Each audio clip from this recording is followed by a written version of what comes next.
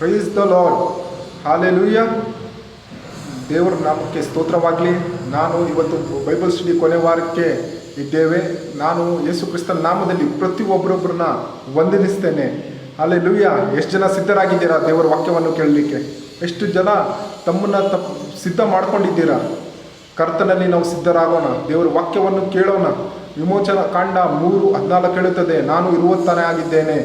S, Exodus 3:14 says, I am who I am. ನಾವು Bible study ಮುಂದುವರುವ ಮುಂಚೆ ನಾವು ಪ್ರಾರ್ಥನೆಯನ್ನು ಮಾಡಿ ದೇವರನ್ನ ಆರಾಧಿಸ್ಕೊಳ್ಳೋಣ. ಬನ್ನಿ, ನಮ್ಮ ಕಣ್ಣನ್ನು ಮುಚ್ಚಿ ನಾವು ಪ್ರಾರ್ಥನೆ ಮಾಡೋಣ. Thank you Father, thank you Jesus, thank you Lord for this wonderful day. O Lord, Lord ಕರ್ತನೆ, ನಾವು ಇವತ್ತು 7ನೇ ವಾರದಲ್ಲಿ ಕರ್ತನೆ ಪ್ರಾರ್ಥನೆ ಮಾಡುವಾಗ ಕರ್ತನೆ, ದೇವರ ವಾಕ್ಯ ಕೇಳುವ ಮುಂಚೆ ಕರ್ತನೆ ನಮ್ಮನ್ನು ನಾವು ಸಿದ್ಧಪಡಿಸ್ತೇವೆ. ಕರ್ತನೆ, ನಿನ್ನ ರಕ್ತದಿಂದ ಕರ್ತನೆ ನಮ್ಮನ್ನು ತೊಳಿ ಎಂಬುದಾಗಿ ನಾವು ಕೇಳ್ಕೊತೇವೆ. ಅಪ್ಪ ದೇವರೇ, ಇದು ಕರ್ತನೆ ಬೈಬಲ್ ಸ್ಟಡಿ ನಿಂದಾಗಿದೆ. ಕರ್ತನೆ, ನೀನು ಕರ್ತನೆ ಪ್ರತಿಯೊಬ್ಬರೊಬ್ಬರನ್ನ ಆಶೀರ್ವಾದಿಸೋ ದೇವರು ನೀನಾಗಿದೆಯಪ್ಪ. ವಾಕ್ಯದ ಮುಖಾಂತರ ಕರ್ತನೆ ನೀನು ಪ್ರತಿಯೊಬ್ಬರೊಬ್ಬರು ಯಾರು ನೋಡ್ತಾ ಇದ್ದಾರೆ ಕರ್ತನೆ ಅವ್ರನ್ನ ಆಶೀರ್ವಾದಿಸು ಕರ್ತನೆ. ಅಪ್ಪ, ಇವತ್ತಿನ ಬೈಬಲ್ ಸ್ಟಡಿ ಕರ್ತನೆ ನಿನ್ನ ಹಸ್ತದಲ್ಲಿ ಕೊಡ್ತೇನಪ್ಪ. ಯೇಸು ಕ್ರಿಸ್ತನ ನಾಮದಲ್ಲಿ ಹೊಂದಿದ್ದೀನಪ್ಪ ನನ್ನ ತಂದೆಯೇ, ಆಮೇನ್. ದೇವರನ್ನು ಆರಾಧಿಸೋಣ. ಈ ನಮ್ಮ ಇರುವ ಸ್ಥಳಗಳಲ್ಲಿ ನಮ್ಮ ಕಣ್ಣನ್ನು ಮುಚ್ಚಿ ನಾವು ದೇವರನ್ನ ಆರಾಧಿಸೋಣ. Thank you Jesus. ರಾಜ ರಾಜ ನಿಮಗೆ ಆರಾಧನೆ, ಯೇಸು ದೇವಾ ನಿಮಗೆ ಆರಾಧನೆ. ನನ್ ರಾಜ ರಾಜ ನಿಮಗೆ ಆರಾಧನೆ, ಯೇಸು ದೇವಾ ನಿಮಗೆ ಆರಾಧನೆ.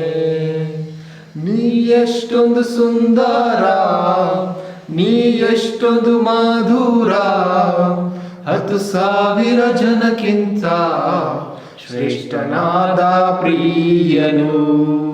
ನೀ ಎಷ್ಟೊಂದು ಸುಂದರ, ನೀ ಎಷ್ಟೊಂದು ಮಧುರ, 10,000 ಜನಕ್ಕಿಂತ ಶ್ರೇಷ್ಠನಾದ ಪ್ರಿಯನು. ನನ್ ರಾಜ ರಾಜ ನಿಮಗೆ ಆರಾಧನೆ, ಯೇಸು ದೇವಾ ನಿಮಗೆ ಆರಾಧನೆ. ನನ್ ರಾಜ ರಾಜ ನಿಮಗೆ ಆರಾಧನೆ, ಯೇಸು ದೇವಾ ನಿಮಗೆ ಆರಾಧನೆ. ನೀ ನನ್ನ ರಕ್ಷಕನು, ನೀ ನನ್ನ ಬೋಧಕನು, ನನ್ನನ್ನು ಪೋಷಿಸುವ ನೀ ಒಳ್ಳೆಯ ತಂದೆಯು. ನೀ ನನ್ನ ರಕ್ಷಕನು, ನೀ ನನ್ನ ಬೋಧಕನು, ನನ್ನನ್ನು ಪೋಷಿಸುವ ನೀ ಒಳ್ಳೆಯ ತಂದೆಯು. ನನ್ ರಾಜ ರಾಜ ನಿಮಗೆ ಆರಾಧನೆ, ಯೇಸು ದೇವಾ ನಿಮಗೆ ಆರಾಧನೆ. ನನ್ ರಾಜ ರಾಜ ನಿಮಗೆ ಆರಾಧನೆ, ಯೇಸು ದೇವಾ ನಿಮಗೆ ಆರಾಧನೆ. ನನ್ನ ಬಾಳಿನ ಜ್ಯೋತಿಯು, ನನ್ನ ಹೃದಯದ ದೀಪವು, ನನ್ನ ಬೆಳಕನ್ನು ಹೊತ್ತಿಸುವ ನೀ ನನ್ನಯ ದೇವರು. ನನ್ನ ಬಾಳಿನ ಜ್ಯೋತಿಯು, ನನ್ನ ಹೃದಯದ ದೀಪವು, ನನ್ನ ಬೆಳಕನ್ನು ಹೊತ್ತಿಸುವ ನೀ ನನ್ನಯ ದೇವರು. ರಾಜ ರಾಜ ನಿಮಗೆ ಆರಾಧನೆ, ಯೇಸು ದೇವಾ ನಿಮಗೆ ಆರಾಧನೆ. ನನ್ ರಾಜ ರಾಜ ನಿಮಗೆ ಆರಾಧನೆ, ಯೇಸು ದೇವಾ ನಿಮಗೆ ಆರಾಧನೆ. ಸ್ತೋತ್ರ ಕರ್ತನೆ. ಪ್ರಿಯರೇ, ನಾವಿರುವಂಥ ಸ್ಥಳಗಳಲ್ಲಿ ನಮ್ಮ ಕಣ್ಣುಗಳನ್ನು ಮುಚ್ಚಿ ನಾವು ದೇವರನ್ನು ಆರಾಧಿಸೋಣ. ಪ್ರಿಯರೇ, ಆತನ ಆತ್ಮ ಸ್ವರೂಪಿಯಾಗಿದ್ದಾನೆ. ಆತನ ಆರಾಧಿಸುವವರು ಆತ್ಮಿಕ ರೀತಿಯಲ್ಲಿ ಸತ್ಯಕ್ಕೆ ತಕ್ಕ ಹಾಗೆ ಆರಾಧಿಸಬೇಕೆಂಬುದಾಗಿ ವಾಕ್ಯ ಹೇಳ್ತಿರುತ್ತೆ ಪ್ರಿಯರೇ. ಈ ದಿನ ದೇವರು ತಾನೇ ನಮ್ಮ ಮಧ್ಯದಲ್ಲಿದ್ದಾನೆ. ಆತನ ಮಹಾರಾಜನಾಗಿದ್ದಾನೆ, ನಮ್ಮನ್ನು ಪೋಷಿಸುವ ನಮ್ಮ ತಂದೆ ಆಗಿದ್ದಾನೆ, ನಮ್ಮ ಹೃದಯದ ದೀಪವಾತನಾಗಿದ್ದಾನೆ, ನಮ್ಮ ಬಾಳಿನ ಬೆಳಕಾತನಾಗಿದ್ದಾನೆ. ಈ ದಿನ ಆತನು ನಮ್ಮ ಕೂಡ ನಿಂತು ನಮ್ಮನ್ನು ಪೋಷಿಸುವಂತ ದೇವರು, ನಮ್ಮನ್ನು ಕಾಪಾಡುವಂತ ದೇವರು, ನಮ್ಮನ್ನು ನಡೆಸುವಂತ ದೇವರು ಯೇಸು ಸ್ವಾಮಿಯಾಗಿದ್ದಾನೆ. ಪ್ರಿಯರೇ, ನಿಮ್ಮ ಜೀವಿತಗಳಲ್ಲಿ ಇರ್ತಕ್ಕಂಥ ಪರಿಸ್ಥಿತಿಗಳು ಬದಲಾವಣೆ ಆಗಬೇಕಂತಂದ್ರೆ ನಿಮ್ಮ ಜೀವಿತದಲ್ಲಿ ಯೇಸು ಸ್ವಾಮಿ ಇರುವುದನ್ನ ನೀವು ಅರ್ಥ ಮಾಡಿಕೊಳ್ಬೇಕಾಗ್ತದೆ ಪ್ರಿಯರೇ. ಇದನ್ನ ನಾವು ದೇವರ ವಾಕ್ಯ ನಾವು ಕೇಳಲಿಕ್ಕೆ ಹೋಗುವಾಗ ನಾವು ಅರ್ಥ ಮಾಡ್ಕೊಂಡು ನಾವು ಪ್ರಾರ್ಥಿಸೋಣ. ದೇವರೇ, ನನ್ನ ಹತ್ರ ನೀನು ಮಾತಾಡು. ದೇವರೇ, ಈ ಬೈಬಲ್ ಸ್ಟಡಿಯಿಂದ ನೀನು ಮಾತಾಡು. ದೇವರೇ, ನಿನ್ನ ಬೆಟ್ಟದಿಂದ ನನ್ನ ಹತ್ರ ಮಾತಾಡು. ನನ್ನ ತವಕದಿಂದ, ನನ್ನ ಆತುರದಿಂದ, ನನ್ನ ಕಾತುರದಿಂದ ನಾನು ಕಾಯ್ತಾ ಇದ್ದೇನೆ. ನಿನ್ನ ವಾಕ್ಯಕ್ಕಾಗಿ ನಾನು ತವಕ ಪಡ್ತಾ ಇದ್ದೇನೆ. ದೇವರೇ, ಈ ದಿನ ನೀನು ನನ್ನ ಹತ್ರ ಮಾತಾಡುವುದಾಗಿ ನಾವು ಪ್ರಾರ್ಥಿಸೋಣ ಪ್ರಿಯರೇ. ನೀವು ಪ್ರಾರ್ಥಿಸ್ರಿ, ದೇವರ ಬಳಿ ಪ್ರಾರ್ಥಿಸ್ರಿ. ದೇವರು ನಿಮಗೆ ಪ್ರಕಟ ಮಾಡಲಿ ಆತನ ಒಂದು ಚಿತ್ತವನ್ನ, ಆತನ ಒಂದು ವಿಮೋಚನೆಯನ್ನ, ಆತನ ಒಂದು ಮಹಿಮೆಯನ್ನ, ಆತನ ಒಂದು ಪ್ಲಾನ್ಸ್ ನಿಮ್ಮ ಜೀವಿತದಲ್ಲಿ ಪ್ರಕಟ ಮಾಡಲಿ ಎಂಬುದಾಗಿ ನೀವು ಪ್ರಾರ್ಥಿಸ್ರಿ ಪ್ರಿಯರೇ. ಕರ್ತನೆ ದೇವರೇ, ಈ ಸಮಯ ನಿನ್ನದು ಅಪ್ಪ. ಈ ಒಂದು ಕಡೆಯ ಒಂದು ಬೈಬಲ್ ಸ್ಟಡಿಯಲ್ಲಿ ನಾವು ಕೂಡಿ ಬಂದಿದ್ದೇವೆ. ಇದು ನಿನ್ನ ಕೃಪೆ ಅಪ್ಪ ಸ್ವಾಮಿ. ಈ ದಿನ ಅಪ್ಪ ದೇವ್ರೆ, ನಿನ್ನ ದಿನ ಕರ್ತನೆ. ಈ ದಿನ ಅಪ್ಪ ನೀನು ನಿನ್ನ ಮಕ್ಕಳ ಕೂಡ ನೀನು ಮಾತಾಡು ದೇವ್ರೆ. ದೇವರ ಬೆಟ್ಟ, ದ ಮೌಂಟೇನ್ ಆಫ್ ಗಾಡ್ ಕುರಿತಾಗಿ ನಾವು ಕಲಿಯುವಾಗ ನಮ್ಮನ್ನು ನಾವು ತಗ್ಗಿಸಿಕೊಳ್ತೇವೆ ದೇವ್ರೆ. ನೀನು ನಮ್ಮ ಕೂಡ ಮಾತಾಡು ಸ್ವಾಮಿ. ನಿನ್ನ ವಾಕ್ಯ ನಮ್ಮನ್ನು ಚೈತನ್ಯಗೊಳಿಸ್ತದೆ ಅಪ್ಪ. ನಿನ್ನ ವಾಕ್ಯ ನಮ್ಮನ್ನು ತೃಪ್ತಿಗೊಳಿಸ್ತದೆ. ನಿನ್ನ ವಾಕ್ಯ ನಮಗೆ ಆಹಾರವಾಗಿದೆ. ನಿನ್ನ ವಾಕ್ಯ ನಮ್ಮನ್ನು ಬಲಪಡಿಸ್ತದೆ ದೇವ್ರೆ. ನಿಮ್ಮ ವಾಕ್ಯ ಅಪ್ಪ ದೇವ್ರೆ ನಮ್ಮನ್ನ ನೀತಿಯ ಮಾರ್ಗದಲ್ಲಿ ನಡೆಸ್ತದೆ ದೇವ್ರೆ. ಈ ದಿನ ಜೀವವುಳ್ಳ ನಿನ್ನ ವಾಕ್ಯಗಳು ನಮಗೆ ನೇರವಾಗ್ಲಿ ಅಪ್ಪ ದೇವ್ರೆ. ಬರಿದಾದಂತ ನಮ್ಮ ಜೀವಿತದ ಭೂಮಿಯಲ್ಲಿ ಅಪ್ಪ ನಿನ್ನ ವಾಕ್ಯವೆಂಬಂತಪ್ಪ ದೇವ್ರೆ ಸ್ವಾಮಿ ಮಳೆ ಸುರಿಯಲಿ ಅಪ್ಪ ದೇವ್ರೆ. ಪ್ರವಾಹ ಹರಿದು ಬರಲಿ ಅಂತ ನಾವು ಪ್ರಾರ್ಥಿಸ್ತೇವೆ. ಸ್ತೋತ್ರ ಮಾಡ್ತೇವೆ, ಸ್ತೋತ್ರ ಮಾಡ್ತೇವೆ, ಸ್ತೋತ್ರ ಮಾಡ್ತೇವೆ. ಈ ದಿನ ನೀವು ಮಾತಾಡ್ರಿ, ನೀವು ಮಹಿಮೆ ಹೊಂದಿಕೊಳ್ಳ್ರಿ. ಯೇಸುವಿನ ನಾಮದಲ್ಲಿ ಪ್ರಾರ್ಥಿಸ್ತೇವೆ ತಂದೆಯಾದ ದೇವರೇ, ಆಮೆನ್. ಸೊ ಈ ಒಂದು ದಿನ ಕೂಡ ದೇವರು ನಮ್ಮ ಕೂಡ ಅದ್ಭುತವಾಗಿ ಮಾತಾಡಲಿಕ್ಕಿದ್ದಾರೆ. ದೇವರ ಬೆಟ್ಟ ಕುರಿತಾಗಿ ನಾವು ಕಲಿಯುವಾಗ ನಾವು ಕಡೆಯ ವಾರದಲ್ಲಿ ಇದ್ದೇವೆ. ನಾನು ನಂಬುತ್ತೇನೆ 6 ವಾರಗಳು ನಮಗೆ ದೇವರು ಆಶೀರ್ವಾದದ ರೀತಿಯಲ್ಲಿ ಅನೇಕ ಒಂದು ಗುಡಾರ್ಥಗಳನ್ನು ತಿಳಿಸಿಕೊಟ್ಟಿದ್ದಾರೆ. ನಾವು ಇದು ಕೂಡ ಹೇಳಲು ಇಷ್ಟಪಡ್ತೇನೆ. 40 ದಿನ ದೇವರ ಬೆಟ್ಟದ ಕುರಿತಾಗಿ ದ ಮೌಂಟೇನ್ ಆಫ್ ಗಾಡ್, ಇಂಗ್ಲೀಷ್ನಲ್ಲಿ ನಾವು ಡಿವೋಷನ್ ನಾವು ಶೇರ್ ಮಾಡಿದ್ದೇವೆ. ಅನೇಕ ಜನರು ರಿಸೀವ್ ಮಾಡಿದ್ದಾರೆ, ಅನೇಕ ಜನರಿಗೆ ಅದು ಬ್ಲೆಸ್ ಆಗಿದೆ. ಅದರಿಂದ ಅನೇಕ ಒಂದು ಗುಡಾರ್ಥಗಳು ನಮ್ಮ ಮುಂದೆ ಬಂದಿರುವುದನ್ನು ನಾವು ನೋಡ್ಬೋದು. ಅನೇಕ ಜನರು ಸತ್ಯವೇದ ಓದುವಾಗ ಸುಮ್ಮನೆ ಓಕೆ ಈ ಬೆಟ್ಟ ಬಂತು, ದೇವರು ಈ ಬೆಟ್ಟ ಮೇಲೆ ಈ ತರ ಕಾರ್ಯ ಮಾಡಿದ್ರು, ದೇವರು ಈ ಬೆಟ್ಟ ಮೇಲೆ ಇದು ನಡೀತು ಅಂತ ಹೇಳ್ಬಿಟ್ಟು ನಾವು ನೋಡ್ಬೋದು. ಆದ್ರೆ ಆ ಬೆಟ್ಟದ ಹಿಂದೆ ಇರುವಂತ ದೇವರ ಒಂದು ಪ್ಲಾನ್, ದೇವರ ಒಂದು ಬೆಟ್ಟವನ್ನು ಚೂಸ್ ಮಾಡ್ಕೊಂಡಿರುವಂಥದ್ದು ಎಲ್ಲಾದ್ರೂ ಹಿಂದೆ ಕೂಡ, ಒಂದು ಬೆಟ್ಟಗಳ ಹಿಂದೆ ಕೂಡ ಏನಿದೆ, ಒಂದು ರಹಸ್ಯ ಇದೆ ಎಂಬುದಾಗಿ ನಾವು ತಿಳಿದುಕೊಳ್ಬಹುದಾಗಿದೆ. ಅದು ನಾವು ಇಂದು ಏನ್ ಮಾಡಿದ್ದೇವೆ, ಬೈಬಲ್ ಸ್ಟಡಿನಲ್ಲಿ ನಾವು ಕಲ್ತ್ಕೊಂಡಿದ್ದೇವೆ. ಹಿಂದೆ ಹಿಸ್ಟ್ರಿ ಇರ್ಬೋದು, ಅಥವಾ ಅದ್ರ ಮುಖಾಂತರವಾಗಿ ದೇವರು ಎಂಥ ಕಾರ್ಯವನ್ನು ಮಾಡಿದ್ದಾರೆ ಅಂತ ಇರ್ಬೋದು, ಮತ್ತು ಅದರಲ್ಲಿ ಇರುವಂತ ಸ್ಪಿರಿಚುವಲ್ ಆಗಿ ಅಂದ್ರೆ ಆತ್ಮಿಕವಾಗಿ ನಮಗೆ ಇರುವಂತ ಲಾಭವನ್ನ ಕುರಿತಾಗಿ ನಾವು ಕಲ್ತುಕೊಂಡಿದ್ದೇವೆ. ಈ ದಿನ ಕೂಡ ನಾನು ನಂಬುತ್ತೇನೆ 2 ಬೆಟ್ಟಗಳ ಕುರಿತಾಗಿ ನಾವು ಕಲ್ತುಕೊಂಡು, ಮತ್ತು ನಾವು ಲಾಸ್ಟ್ ನಲ್ಲಿ ಏನ್ ಮಾಡೋಣ, ಎಷ್ಟು ಒಂದು ಬೆಟ್ಟಗಳ ಕುರಿತಾಗಿ ನಾವು ಇದು 40 days devotion plus 7 weeks Bible ಸ್ಟಡಿನಲ್ಲಿ ನಾವು ಏನೇನು ಕಲ್ತ್ಕೊಂಡಿದ್ದೀವಿ ಅದನ್ನೆಲ್ಲ ನಾವು ಒಂದ್ಸರಿ ರೀಕ್ಯಾಪ್ ಸಮರಿಯನ್ನು ಮಾಡಿಬಿಟ್ಟು ನಾವು ಒಂದು ಬೈಬಲ್ ಸ್ಟಡಿನ ಮುಗಿಸ್ಕೊಳ್ಳೋಣ. ಸೊ ನಾನು ನಂಬುತ್ತೇನೆ ಈ ದಿನ ನಿಮ್ಗೆ ಆಶೀರ್ವಾದಕವಾಗಿರ್ತದೆ ಎಂಬುದಾಗಿ. Hallelujah, thank you Jesus. So ನಾನು ಕಲಿಸಿಕೊಡ್ತಾ ಇರುವಂತ ಬೆಟ್ಟ ಮೊದಲನೇ ಬೆಟ್ಟ ನಾನು ಮಾತಾಡ್ತೇನೆ ನೋಡ್ರಿ, ಮೌಂಟ್ ನೆಬೋ ಎಂಬುದಾಗಿ. ಇದು ಬಂದ್ಬಿಟ್ಟು ವಿಮೋಚನಾ ಕಾಂಡ, ಧರ್ಮೋಪದೇಶ ಕಾಂಡ 32ನೇ ಅಧ್ಯಾಯ ನೀವು ತೆಗೆದುಕೊಳ್ಬೇಕಾಗಿ ಕೇಳ್ಕೊಳ್ತೇನೆ. ಧರ್ಮ ಉಪದೇಶ ಕಾಂಡ 32ನೇ ಅಧ್ಯಾಯ, Deuteronomy chapter 32. Thank you father. 32ನೇ ಅಧ್ಯಾಯ 48 ಮತ್ತು 49 ಓದುವಾಗ ನಿಮ್ಗೆ ಈ ವಾಕ್ಯ ನಿಮ್ಗೆ ಬರ್ತದೆ. ನಿಮ್ಮ ಹತ್ರ ಸತ್ಯವೇದ ಇರುವುದಾದ್ರೆ ನೀವು ತೆಗೆದುಕೊಳ್ಳ್ರಿ. ಧರ್ಮೋಪದೇಶ ಕಾಂಡ 32, 48 ಮತ್ತು 49. Then the Lord spoke to Moses that very same day, saying, Go up to the mount of Abraham, mountain Nebo, which is the land of Moab, cross from the Jericho, leave the land of Canaan, when I go give to the children of Israel possession, as a possession. Amen. ಇಲ್ಲಿ ಮೋಶೆಗೆ ದೇವರು ಹೇಳ್ತಾ ಇರುವಂತ ಮಾತು ಏನಂತಂದ್ರೆ, Mount Nebo ಅನ್ನುವಂಥ ಬೆಟ್ಟಕ್ಕೆ ನೀನು ಅಲ್ಲಿ ಹೋಗು, ನೀನು ಅಲ್ಲಿ ಹೋಗಿ ನೀನು ಏನ್ ಮಾಡು, ಪ್ರಾಣವನ್ನ ಬಿಡು ಅಂತ ಹೇಳೋದು ನಾವು ನೋಡ್ಬೋದು. ಅದಕ್ಕಿಂತ ಮುಂಚೆ ಒಂದು ದೇವರು ಏನ್ ಮಾಡ್ತಾ ಇದ್ದಾರೆ, ಮೌಂಟ್ ನೆಬೋ ಅಲ್ಲಿ ದೇವರು ಮೋಶೆಗೆ ಕಡೆಯ ಒಂದು ಏನ್ ಮಾಡ್ತಾ ಇದ್ದಾರೆ, ಒಂದು ದರ್ಶನವನ್ನ ತೋರಿಸ್ತಾ ಇದ್ದಾರೆ. ಅಂದ್ರೆ ಏನು ಅಂತಂದ್ರೆ ನೋಡ್ರಿ, ಪ್ರಾಮಿಸ್ ಲ್ಯಾಂಡ್, ಕಾನಾನ್ ದೇಶವನ್ನ ದೇವರು ತೋರಿಸ್ತಾ ಇರೋದು ನೋಡ್ಬೋದು. ನಿಮ್ಗೆ ಸತ್ಯವೇದ ಕುರಿತಾಗಿ ಇನ್ನ ಅರ್ಥ ಆಗಬೇಕಂದ್ರೆ ನೀವು ಹಳೆಯ ಒಂದು ಚಾಪ್ಟರ್ಸ್ ನೀವು ಓದುವಾಗ ನಿಮ್ಗೆ ಗೊತ್ತಾಗ್ತದೆ, ದೇವರು ಎಲ್ಲ ಇಸ್ರಾಯೇಲ್ ಜನರು ಅವಿಧೇಯರಾಗುವಾಗ ದೇವರು ಏನ್ ಹೇಳ್ತಾರೆ, ಪ್ರಾಮಿಸ್ ಮಾಡ್ತಾರೆ. ದೇವರು ಹೇಳ್ತಾರೆ, ಇವ್ರು ನನ್ನ ಸ್ವಾಸ್ಥ್ಯದಲ್ಲಿ ಸೇರೋದಿಲ್ಲ, ಇವರು ಈ ಸಂತತಿ ಸೇರೋದೇ ಇಲ್ಲ ಅಂತ ಹೇಳ್ಬಿಟ್ಟು ಹೇಳ್ತಾರೆ. ಅದಾದ್ಮೇಲೆ ಅವ್ರಿಗೆ ಹುಟ್ಟುವಂತ ಮಕ್ಕಳು ಯಾರಿರ್ತಾರೆ ನೋಡ್ರಿ, ನಾನು ಕ್ಲಿಯರ್ ಆಗಿ ಹೇಳ್ತಾ ಇರುವಂತ ವಿಶೇಷತೆ ಏನು ಮಾತಾಡ್ತಾ ಇದ್ದೇನೆ ಅಂತಂದ್ರೆ, ಅಬ್ರಹಾಮನ ಮುಖಾಂತರವಾಗಿ ಬಂದಂತ ಇಸಾಕ, ಯಾಕೋಬನ 70 ಜನ ಮಕ್ಕಳರು ಏನ್ ಮಾಡ್ತಾರೆ, ಐಗುಪ್ತ ದೇಶದಲ್ಲಿ ಹೋಗಿ ದಾಸತ್ವದಲ್ಲಿದ್ದು ಸುಮಾರು 430 ವರ್ಷಗಳು ಆದ ಮೇಲೆ ಇವರು ದಾಸತ್ವದಿಂದ ಹಿಂತಿರುಗುತ್ತಾ ಇದ್ದಾರೆ. ಹಿಂತಿರುಗುವಾಗ ಇವರು ಸುಮಾರು ಹೆಂಗಿದೆ ಅಂದ್ರೆ, ವಾಕ್ಯದಲ್ಲಿ ಹೇಳ್ತದೆ 6 ಲಕ್ಷ ಗಂಡಸರು ಅಂತ ಹೇಳಿ ವಾಕ್ಯ ಬರೆಯುತ್ತೆ. 6 ಲಕ್ಷ ಗಂಡಸರು, ಅದು 18 ವರ್ಷ ಮೇಲ್ಪಟ್ಟವ್ರನ್ನ ಮಾತ್ರ ಅವ್ರು ಕೌಂಟ್ ಮಾಡ್ತಾ ಇದ್ದಾರೆ. ಹಾಗಾದ್ರೆ ಮಕ್ಕಳು ಎಷ್ಟು ಜನ ಇದ್ದಾರೆ ಅವ್ರಿಗೆ? 6 ಲಕ್ಷ ಗಂಡಸರಿಗೆ ಎಷ್ಟು ಜನ ಹೆಂಡ್ತಿರಿದ್ರು? ಇದೆಲ್ಲ ನೀವು ಕೌಂಟ್ ಮಾಡಿದ್ರೆ ಅಪ್ರಾಕ್ಸಿಮೇಟ್ಲಿ ಒಂದು ಕೌಂಟ್ ಪ್ರಕಾರ 2 ಮಿಲಿಯನ್ ಅಂದ್ರೆ 20 ಲಕ್ಷ ಜನರು ಇದ್ದಾರೆ. ಇಲ್ಲಿ 20 ಲಕ್ಷ ಜನರು ದೇವರ ಎಲ್ಲ ಅದ್ಭುತಗಳನ್ನ ನೋಡಿ, ಅವರ ಕಣ್ಮುಂದೆ ದೇವರು ದೊಡ್ಡ ದೊಡ್ಡ ಅದ್ಭುತಗಳು ಐಗುಪ್ತ ದೇಶದಲ್ಲಿ ಮಾಡಿ ಐಗುಪ್ತರವನ್ನ ಸೋಲಿಸಿ ದಾಸತ್ವದಿಂದ ದೇವರು ಹೊರಗಡೆ ಕರ್ಕೊಂಡು ಬಂದು ಕೆಂಪು ಸಮುದ್ರವನ್ನ ಇಬ್ಬಾಗ ಮಾಡಿ, ಅವ್ರು ಕೆಂಪು ಸಮುದ್ರದಲ್ಲಿ ಒಣ ನೆಲದಲ್ಲಿ ನಡೆದುಕೊಂಡು ಹೋಗಿ ಅವರು ಮತ್ತೆ ಏನ್ ಮಾಡ್ತಾರೆ, ಅರಣ್ಯದಲ್ಲಿ ಅವರು ದೇವರು ಕೊಡುವಂತ ಮನ್ನವನ್ನ ತಿಂದು, ಲಾವಕ್ಕಿಯನ್ನ ತಿಂದು, ಮತ್ತು ಅವ್ರು ಏನ್ ಮಾಡ್ತಾರೆ, ಅವ್ರಿಗೆ ವಿರುದ್ಧವಾಗಿ ಬರುವಂತ ಜನರನ್ನ ದೇವರು ಸೋಲಿಸಿ ಬಿಟ್ಟು ಎಲ್ಲ ಅದ್ಭುತವನ್ನ ಮಾಡಿ ಅವ್ರನ್ನ ಏನ್ ಮಾಡ್ತಾರೆ, ಮೇಘಸ್ತಂಭ ಅಗ್ನಿಸ್ತಂಭದಿಂದ ದೇವರು ನಡೆಸುತ್ತಾ ಅವರ ತನ್ನ ರೆಕ್ಕೆಯಲ್ಲಿ ಕಾಪಾಡಿಕೊಂಡು ಕಾನಾನ್ ದೇಶಕ್ಕೆ, ಅಂತಂದ್ರೆ ದೇವರು ವಾಗ್ದಾನ ಮಾಡಿದ್, ಯಾರಿಗೆ ವಾಗ್ದಾನ ಮಾಡಿದ್ರು? ಅಬ್ರಾಹ್ಮನಿಗೆ ವಾಗ್ದಾನ ಮಾಡಿದಂತ ದೇಶಕ್ಕೆ ದೇವರು ಏನ್ ಮಾಡ್ತಾ ಇದ್ದಾರೆ, ಇಸ್ರಾಯೇಲರ ಜನರನ್ನ ಕರೆದುಕೊಂಡು ಬರ್ತಾ ಇದ್ದಾರೆ. Thank you Jesus.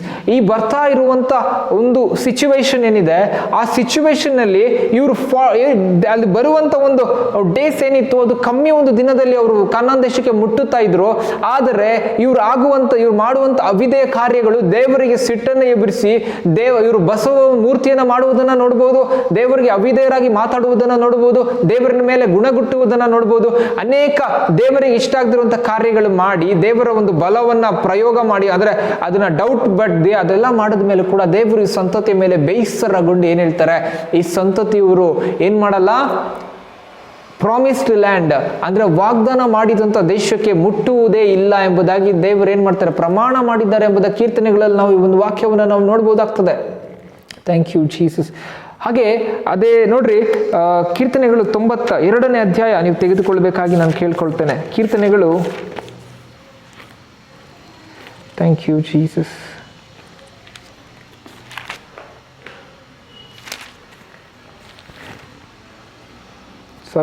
ಕೀರ್ತನೆ 95, ಥ್ಯಾಂಕ್ ಯು ಲಾರ್ಡ್, 7ನೇ ವಚನ 2ನೇ ಭಾಗದಿಂದ ಅರ್ಥ ಮಾಡ್ಕೊಳ್ಬೇಕು.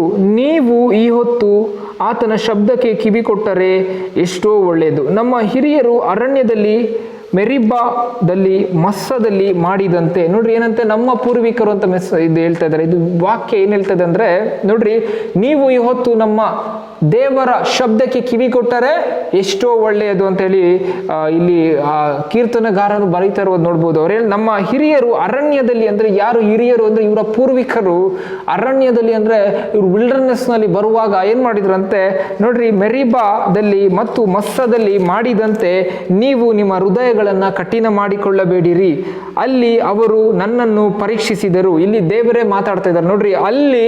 ಅಲ್ಲಿ ಯಾರು ಮಾಡಿದ್ರಂತೆ, ಈ ಜನರು ದೇವರನ್ನ ಪರೀಕ್ಷೆ ಮಾಡಿದ್ರಂತೆ. ಪರೀಕ್ಷಿಸಿದರು, ಅವರು ನನ್ನ ಮಹತ್ ಕಾರ್ಯಗಳನ್ನು ನೋಡಿದಾರೋ ನನ್ನನ್ನು ಶೋಧಿಸಿದರು. ದೇವರ ಒಂದು ಕಾರ್ಯವನ್ನು ನೋಡಿ ಕೂಡ ದೇವರನ್ನ ಏನ್ ಮಾಡ್ತಾ ಇದಾರಂತೆ, ಶೋಧಿಸ್ತಿದ್ದಾರೆ. ದೇವರ ಕೈಲಾಗುತ್ತಾ ಅಂತ ಹೇಳ್ಬಿಟ್ಟು ದೇವರನ್ನ ಪ್ರಶ್ನೆ ಮಾಡ್ತಾ ಇರೋದನ್ನ ನಾವು ನೋಡ್ಬೋದಾಗಿದೆ.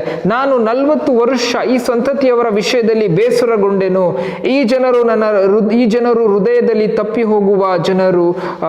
ಹೋಗುವರು, ನನ್ನ ಮಾರ್ಗವನ್ನು ತಿಳಿಯದವರು ಎಂದು ಹೇಳಿದೆನು. ಆದದರಿಂದ ಇವರು ನನ್ನ ವಿಶ್ರಾಂತಿಯಲ್ಲಿ ಸೇರುವುದೇ ಇಲ್ಲವೆಂದು ಕೋಪಗೊಂಡು ಪ್ರಮಾಣ ಮಾಡಿದೆನು. ದೇವ್ರ ವಾಕ್ಯ ನಿಮ್ಮ ಹತ್ರ ಮಾತಾಡ್ತಾ ಇರೋದು ಸ್ಪಷ್ಟವಾಗಿ ಏನ್ ನಡೀತಾ ಇದೆ ಎಂಬುದಾಗಿ ನಾನು ನಿಮ್ಮ ಮುಂದೆ ತಂದಿದ್ದೇನೆ.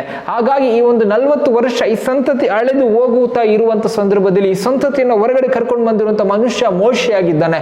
ಈ ಮೋಶೆಗೆ ದೇವರು ಹೇಳ್ತಾರೆ, ನೀನು ಕೂಡ ಏನ್ ಮಾಡಲ್ಲ, ಕಾನಾನ್ ದೇಶಕ್ಕೆ ಹೋಗಲ್ಲ, ನೀನು ಕೂಡ ಕಾನಾನ್ ದೇಶಕ್ಕೆ ಹೋಗಲ್ಲ. ಯಾಕೆ ಅಂತಂದ್ರೆ ಅವನು ತನ್ನ 2 ಕೈಗಳಿಂದ ದೇವರು ಕೊಟ್ಟಂತ 10 ಆಜ್ಞೆಗಳನ್ನು ಅವನು ಒಡೆದು ಬಿಡ್ತಾನೆ ಅವನು ಕೋಪದಿಂದ.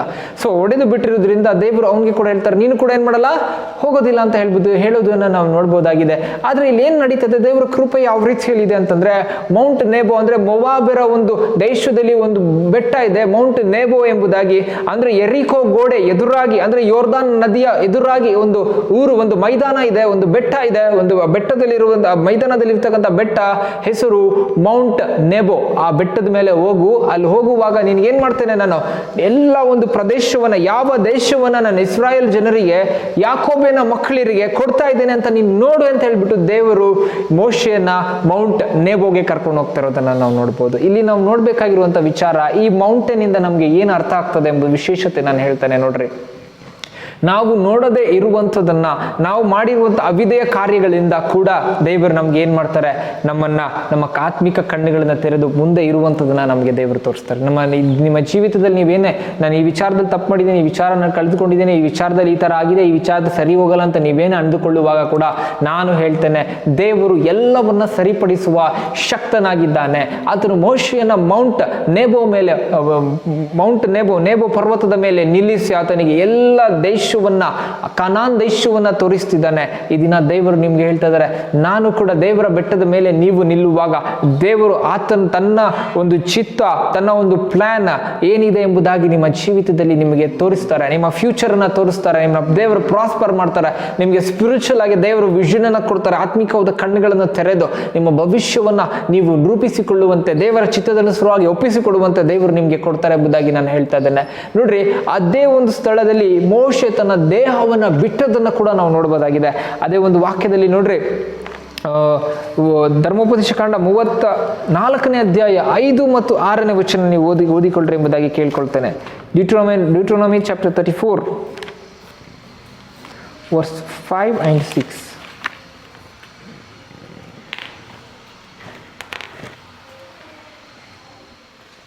ನೋಡ್ರಿ, ನಾವು ವಾಕ್ಯವನ್ನು ಓದ್ತೇನೆ. ಯೆಹೋವನ ಮಾತಿನಂತೆ ಆತನ ಸೇವಕನಾದ ಮೋಶೆ ಅಲ್ಲೇ ಮೊವಾಬ್ಯರ ದೇಶದಲ್ಲಿ ದೇಹ ಬಿಟ್ಟನು. ಮೊವಾಬ್ಯರ ದೇಶದಲ್ಲಿ ಬೆತ್ಗೋರಿಗೆ ಎಂದು ಎದುರಿಗಿರುವ ಕಣಿವೆಯಲ್ಲಿ ಯೆಹೋವನು ಅವನ ದೇಹವನ್ನು ಸಮಾಧಿ ಮಾಡಿದನು. ಅವನ ಸಮಾಧಿ ಎಲ್ಲಿದೆ ಇಂದಿನವರೆಗೂ ಯಾರಿಗೂ ತಿಳಿಯದು. ಹಲ್ಲೆಲೂಯಾ. ಇಲ್ಲಿ ಅದೇ ಬೆಟ್ಟದ ಮೇಲೆ ಮೋಶೆ ತನ್ನ ಪ್ರಾಣವನ್ನ ಬಿಡ್ತಾ ಇರುವುದನ್ನು ನಾವು ನೋಡ್ಬೋದಾಗಿದೆ. Thank you Jesus. ಈಗ ವಿಶೇಷತೆಯನ್ನು ನಾನು ಮಾತಾಡ್ತೇನೆ. ಒಂದು ಸ್ಟೆಪ್ ಮುಂದೆ ಬರ್ತದೇನೆ ಬೈಬಲ್ ಸ್ಟಡಿಯಲ್ಲಿ ನೀವು ಅರ್ಥ ಮಾಡಿಕೊಳ್ಳ್ರಿ. ಯಾಕೆ ಮೋಶೆಯನ್ನ ದೇವರು ಸಮಾಧಿ ಮಾಡಿದ್ದು ಯಾರಿಗೂ ತಿಳಿದಿಲ್ಲ ಎಂಬುದಂತ ನಾವು ಅರ್ಥ ಮಾಡ್ಕೊಳ್ಬೇಕು. ಇಲ್ಲಿ ನಾನು ನಿಮಗೆ ಇಷ್ಟೊತ್ತು ನಾನು ನಿಮ್ಗೆ ಏನ್ ಮಾಡ್ತಿದ್ದೇನೆ, ಆತ್ಮಿಕವಾಗಿ ತಿಳಿಸ್ಕೊಟ್ಟೆ. ಇವಾಗ ಹಿಸ್ಟ್ರಿ ಪ್ರಕಾರ ತಿಳಿಸ್ಕೊಡ್ತಾ ಇದ್ದೇನೆ. ನೋಡ್ರಿ, ಮೋಶೆ ಐಗುಪ್ತ ದೇಶದಲ್ಲಿ ಅವನ ಅರಮನೆಯಲ್ಲಿ 40 ವರ್ಷ ಬೆಳಿತಾನೆ. ಆ 40 ವರ್ಷ ಕುರಿ ಕಾಯ್ತಾನೆ. 40 ವರ್ಷ ಅವನೇನ್ ಮಾಡ್ತಾನೆ, ಇಸ್ರಾಯೇಲ್ ಜನರನ್ನ ನಡೆಸ್ತಾ ಇದ್ದಾನೆ. ಈಗ ಏನಾಗಿದೆ ಅಂತ ಹೇಳಿ ನಾವು ಅರ್ಥ ಮಾಡಿಕೊಳ್ಬೇಕಂತಂದ್ರೆ, ಮೋಶೆ ಅರಮನೆಯಲ್ಲಿ 40 ವರ್ಷ ಬೆಳೆದಿದ್ರಿಂದ ಮುಂದೆ ಮೋಶೆ ಏನಾಗ್ಬೋದಾಗಿತ್ತು ಅಂದ್ರೆ ಫ್ಯಾರೋ ಆಗ್ಬೋದಾಗಿತ್ತು. ಫ್ಯಾರೋ ಅಂತ ಅಂದ್ರೆ ರಾಜ ಎಂಬುದಾಗಿ ನಾವು ಇಂಗ್ಲಿಷ್ನಲ್ಲಿ ಕಿಂಗ್ ಅಂತ ಕರಿತೇವೆ, ಕನ್ನಡದಲ್ಲಿ ರಾಜ ಅಂತೇವೆ. ಅದೇ ರೀತಿಯಲ್ಲಿ ಈಜಿಪ್ಷಿಯನ್ಸ್ ಲ್ಯಾಂಗ್ವೇಜ್ ನಲ್ಲಿ ನಾವು ಏನಂತ ಕರಿತೇವೆ ಅಂತಂದ್ರೆ ಫ್ಯಾರೋ ಎಂಬುದಾಗಿ ನಾವು ಕರಿತೇವೆ. ಫ್ಯಾರೋ ಅಂದ್ರೆ Moses was eligible for being A king. ಯಾಕೆ ಅವ್ರಿಗೆ ರಾಜಗೆ ಎಷ್ಟು ಒಂದು ಪ್ರಾಮುಖ್ಯತೆ ಕೊಡ್ತಾರೆ ಅಂತಂದ್ರೆ, ರಾಜ ಅವನ ಸ್ಥಾನ ಏನಾಗಿತ್ತು ಅಂತಂದ್ರೆ, ಒಂದು ರಾಜ ಸತ್ರೆ ಅವನ ಬಾಡಿಯನ್ನ ಏನ್ ಮಾಡ್ತಾ ಇದ್ರು, ಮೊಮಿಫಿಕೇಶನ್ ಅನ್ನ ಮಾಡ್ತಾ ಇದ್ರು. ಮೊಮಿಫಿಕೇಶನ್ ಏನಂತಂದ್ರೆ, ನಿಮ್ಗೆಲ್ಲರಿಗೂ ಗೊತ್ತಿದೆ, ಈಜಿಪ್ಟ್ ಅಲ್ಲಿ ಇರುವಂತಹ ಪಿರಮಿಡ್ಸ್ ಗಳು ಏನೇನಿದೆ ಅದ್ರ ಒಳಗಡೆ ಏನ್ ಮಾಡಿದ್ದಾರೆ, ಯಾರಾದ್ರೂ ವ್ಯಕ್ತಿ ಸತ್ರೆ ಅವ್ರನ್ನ ಏನ್ ಮಾಡ್ತಾರೆ, ಅನೇಕ ಒಂದು ಪದ್ಧತಿಗಳನ್ನ ಮಾಡಿ ಅವ್ರ ದೇಹದಲ್ಲಿ ಏನ್ ಮಾಡ್ತಾರೆ, ಒಂದು ಔಷಧಿಗಳನ್ನ ಹಾಕಿ, ಸುಗಂಧ ದ್ರವ್ಯಗಳನ್ನ ಹಾಕಿ ಅವ್ರನ್ನ ಬಟ್ಟೆ ಸಮೇತ ಕ್ಲೀನ್ ಆಗಿ ಸುತ್ತಿ ಒಂದು ಬಾಕ್ಸ್ ನಲ್ಲಿ ಇರ್ತಾರೆ. ಯಾಕೆ ಆ ಹೆಣ ಕೊಳಿಬಾರ್ದು ಎಂಬುದಾಗಿ. ಯಾಕೆ ಹೀಗೆ ಮಾಡ್ತಾರೆ ಅಂತಂದ್ರೆ, ಐಗುಪ್ತ ದೇಶದವರ ನಂಬಿಕೆ ಏನಂತಂದ್ರೆ, ದೇಹ ಸಾವನ್ನ ಅಪ್ಪೋದಿಲ್ಲ, ದೇಹ ಮತ್ತೆ ಎದೊಳ್ತಾರೆ, ಮತ್ತೆ ಅವ್ರ ಜೀವದಿಂದ ಬರ್ತಾರೆ ಒಂದು ನಂಬಿಕೆಯಿಂದ ಅವ್ರು ಏನ್ ಮಾಡ್ತಾರೆ, ಅದನ್ನ ಆ ಒಂದು ಮೊಮಿಫಿಕೇಶನ್ ಮಾಡಿ ಬಾಡಿಯನ್ನ ಸೇಫ್ ಆಗಿ ಇಕ್ಕೋದಕ್ಕೋಸ್ಕರವಾಗಿ ಅವ್ರು ಆತರ ಮಾಡ್ತಾರೆ. ಆದ್ರೆ ರಾಜ ಯಾರಾದ್ರೂ ಸತ್ರೆ ಆ ರೀತಿಯಲ್ಲಿ 7ರಷ್ಟು ಅದ ರಾಜಗೆ ಮಾಡಿ ಅದೆಲ್ಲವನ್ನ ಬಂಗಾರದಿಂದ ಮಾಡಿ ಅವ್ರನ್ನ ಏನ್ ಮಾಡ್ತಾರೆ, ಒಂದು ಪಿರಮಿಡ್ ನನ್ನೇ ಬಿಲ್ಡ್ ಮಾಡಿ ಆ ಪಿರಮಿಡ್ ಒಳಗಡೆ ಸೇಫ್ ಆಗಿ ರಾಜನ ಒಂದು ದೇಹವನ್ನ ಇಟ್ಟು ಅವ್ರು ಏನ್ ಮಾಡ್ತಾ ಇದ್ರು, ಅದನ್ನೇ ದೇವರಾಗಿ ಮಾಡ್ತಾ ಇದ್ರು. ಅವ್ರನ್ನ ಅದು ಕರೀತಿದ್ರು ರಾ ಅಂದ್ಬಿಟ್ಟು ಅವ್ರು ಕರೀತಿದ್ರು. ರಾ ಅಂದ್ರೆ ಇಟ್ಸ್ ನಥಿಂಗ್ ಬಟ್ ಗಾಡ್ ಎಂಬುದಾಗಿ. ಹಲ್ಲೆಲೂಯಾ. ಈಜಿಪ್ಷಿಯನ್ ರಾ ಅಂದ್ರೆ ಗಾಡ್. ಅದಕ್ಕೆ ಅವ್ರು ನೋಡ್ಬೋದು, ಅವರು ಸನ್ಗೆ ಕೂಡ ರಾ ಅಂತ ಕರೀತಾ ಇದ್ರು, ಮತ್ತೆ ಬಂದ್ಬಿಟ್ಟು ಅವರು ರಿವರ್ಗೆ ನೈಲ್ಗೆ ಕೂಡ ರಾ ಅಂತ ಕರೀತಾ ಇದ್ರು, ಮತ್ತೆ ಅನೇಕ ಯಾವುದೇ ಒಂದು ಪ್ರಾಣಿ ಇರಲಿ ಅದಕ್ಕೆ ರಾ ಅಂತ ಕರೀತಾ ಇದ್ರು. ಈವನ್ ಅವನು ರಾಮೆಸಿಸ್ ಎಂಬುದಾಗಿ ನಾವು ಹೆಸರನ್ನ ನೋಡ್ಬೋದು. ಮೋಶೆ ಇರುವಂತಹ ಟೈಮ್ನಲ್ಲಿ ಇರ್ತಕ್ಕಂಥ ಫ್ಯಾರೋ ಹೆಸರು ರಾಮೆಸಿಸ್ ಎಂಬುದಾಗಿ ಕೂಡ ಬರ್ತದೆ. ಸೊ ಆ ರೀತಿಯಲ್ಲಿ ನಮ್ಗೆ ಏನ್ ಗೊತ್ತಾಗ್ತದೆ ಅಂತಂದ್ರೆ, ಮೋಶೆ ಸತ್ತಿರುವಾಗ ಮೋಶೆ ಎಲಿಜಿಬಲ್ ಆಗಿದ್ದ ಅವ್ರಿಗೆ ನೆಕ್ಸ್ಟ್ ಗಾಡ್ ಆಗೋದಕ್ಕೆ. ಅಂದ್ರೆ ಮೋಶೆ ಬಾಡಿ ಸಿಕ್ಕಿದಿದ್ರೆ ಅವರು ಎಷ್ಟು ಒಂದು ಈಜಿಪ್ಷಿಯನ್ ಎಷ್ಟು ಒಂದು ಇದಾಗಿದ್ರು, ಮುಂದೆ ಇದ್ರು ಅಂದ್ರೆ ಅವ್ರು ವಿಚ್ ಕ್ರಾಫ್ಟ್ ಮಾಡೋದ್ರಲ್ಲಿ ಆಗಿನ ಟೈಮ್ ನಲ್ಲಿ ನಂಬರ್ 1 ಅಲ್ಲಿ ಇದ್ರು ಅವರು. ಯಾಕೆ ಅಂತಂದ್ರೆ ಮೋಶೆ ಮಾಡಿದಂತ ಅದ್ಭುತವನ್ನ ಅವರು ಕೂಡ ಮಾಡಿ ತೋರಿಸ್ತಾ ಇದ್ರು. ಮೋಶೆ ದೇವರ ಸಹಾಯದಿಂದ ಮಾಡ್ತಾ ಇದ್ರು, ಅವರು ಸೈತಾನನ ಸಹಾಯದಿಂದ ಅವ್ರ ತಂತ್ರೋಪಾಯಗಳಿಂದ ಮಾಡಿ ಮಾಟ ಮಂತ್ರವನ್ನ ಮಾಡಿ ಅವರು ಏನ್ ಮಾಡಿದ್ರು, ಒಂದು ಸರ್ಪೆಂಟ್ನ ಸರ್ಪವನ್ನ ಮಾಡಿರೋದನ್ನ ನಾವು ನೋಡ್ಬೋದಾಗಿದೆ. ಇದೆಲ್ಲ ನಮ್ಗೆ ಗೊತ್ತಿದೆ. ಆದ್ರೆ ಮುಖ್ಯವಾಗಿ ಇದರಲ್ಲಿ ತೋರಿಸ್ತೀನಿ, ನಾನು ಹೇಳ್ತಾ ಇರುವಂತ ವಿಚಾರ ಏನಂದ್ರೆ, Moses was eligible to become god of Egyptians. ಅದಕ್ಕೆ ದೇವರು ಅವನ ಒಂದು ಸಮಾಧಿಯನ್ನ ಬಚ್ಚಿಕ್ತಾ ಇದ್ದಾರೆ. ಹಲ್ಲೆಲೂಯಾ. ಯಾರಿಗೆ ಕೂಡ ಗೊತ್ತಾಗ್ತಾ ಇಲ್ಲ, ಇಸ್ರಾಯೇಲರಿಗೂ ಕೂಡ ಗೊತ್ತಾಗ್ತಾ ಇಲ್ಲ, ಯಾರಿಗೂ ಕೂಡ ಗೊತ್ತಾಗ್ತಾ ಇಲ್ಲ ಮೋಶೆ ಬಾಡಿ ಎಲ್ಲೋಯ್ತು ಎಂಬುದಾಗಿ. Hallelujah, hallelujah. ಸೊ ಹಾಗೆ ನಾವು ಏನ್ ಮಾಡೋಣ, ಈ ಒಂದು ಕುರಿತಾಗಿ ನಾವು ಅರ್ಥ ಮಾಡಿಕೊಂಡಿರುವಾಗ ನೆಕ್ಸ್ಟ್ ಮೌಂಟೇನ್ ನಿಮ್ಮ ಮುಂದೆ ತರ್ತಾ ಇದ್ದೇನೆ. ಮೌಂಟ್ ಟ್ರಾನ್ಸ್ಫಿಗ್ರೇಷನ್ ಎಂಬುದಾಗಿ ನಾವು ಕರೀತೇವೆ. ಅಲ್ಲಿ ದೇವರು ಪ್ರಕಾಶ ರೂಪವನ್ನ ಹೊಂದಿರುವಂತ ಒಂದು ಬೆಟ್ಟವಾಗಿತ್ತು. ಮತ್ತಾಯನು ಬರೆದ ಸುವಾರ್ತೆ 17ನೇ ಅಧ್ಯಾಯವನ್ನು ನಾವು ತೆಗೆದುಕೊಳ್ಳೋಣ. Thank you Jesus. ಮತ್ತಾಯನು ಬರೆದ ಸುವಾರ್ತೆ 17ನೇ ಅಧ್ಯಾಯ 1, 2 ಮತ್ತು 3 ಓದುವಾಗ ಈ ಒಂದು ಪ್ಯಾಸೇಜ್ ನಿಮಗೆ ನಿಮ್ಮ ಹತ್ರ ಸಿಗ್ತದೆ. Thank you Lord. Matthew chapter 17 verse from 1 to 3.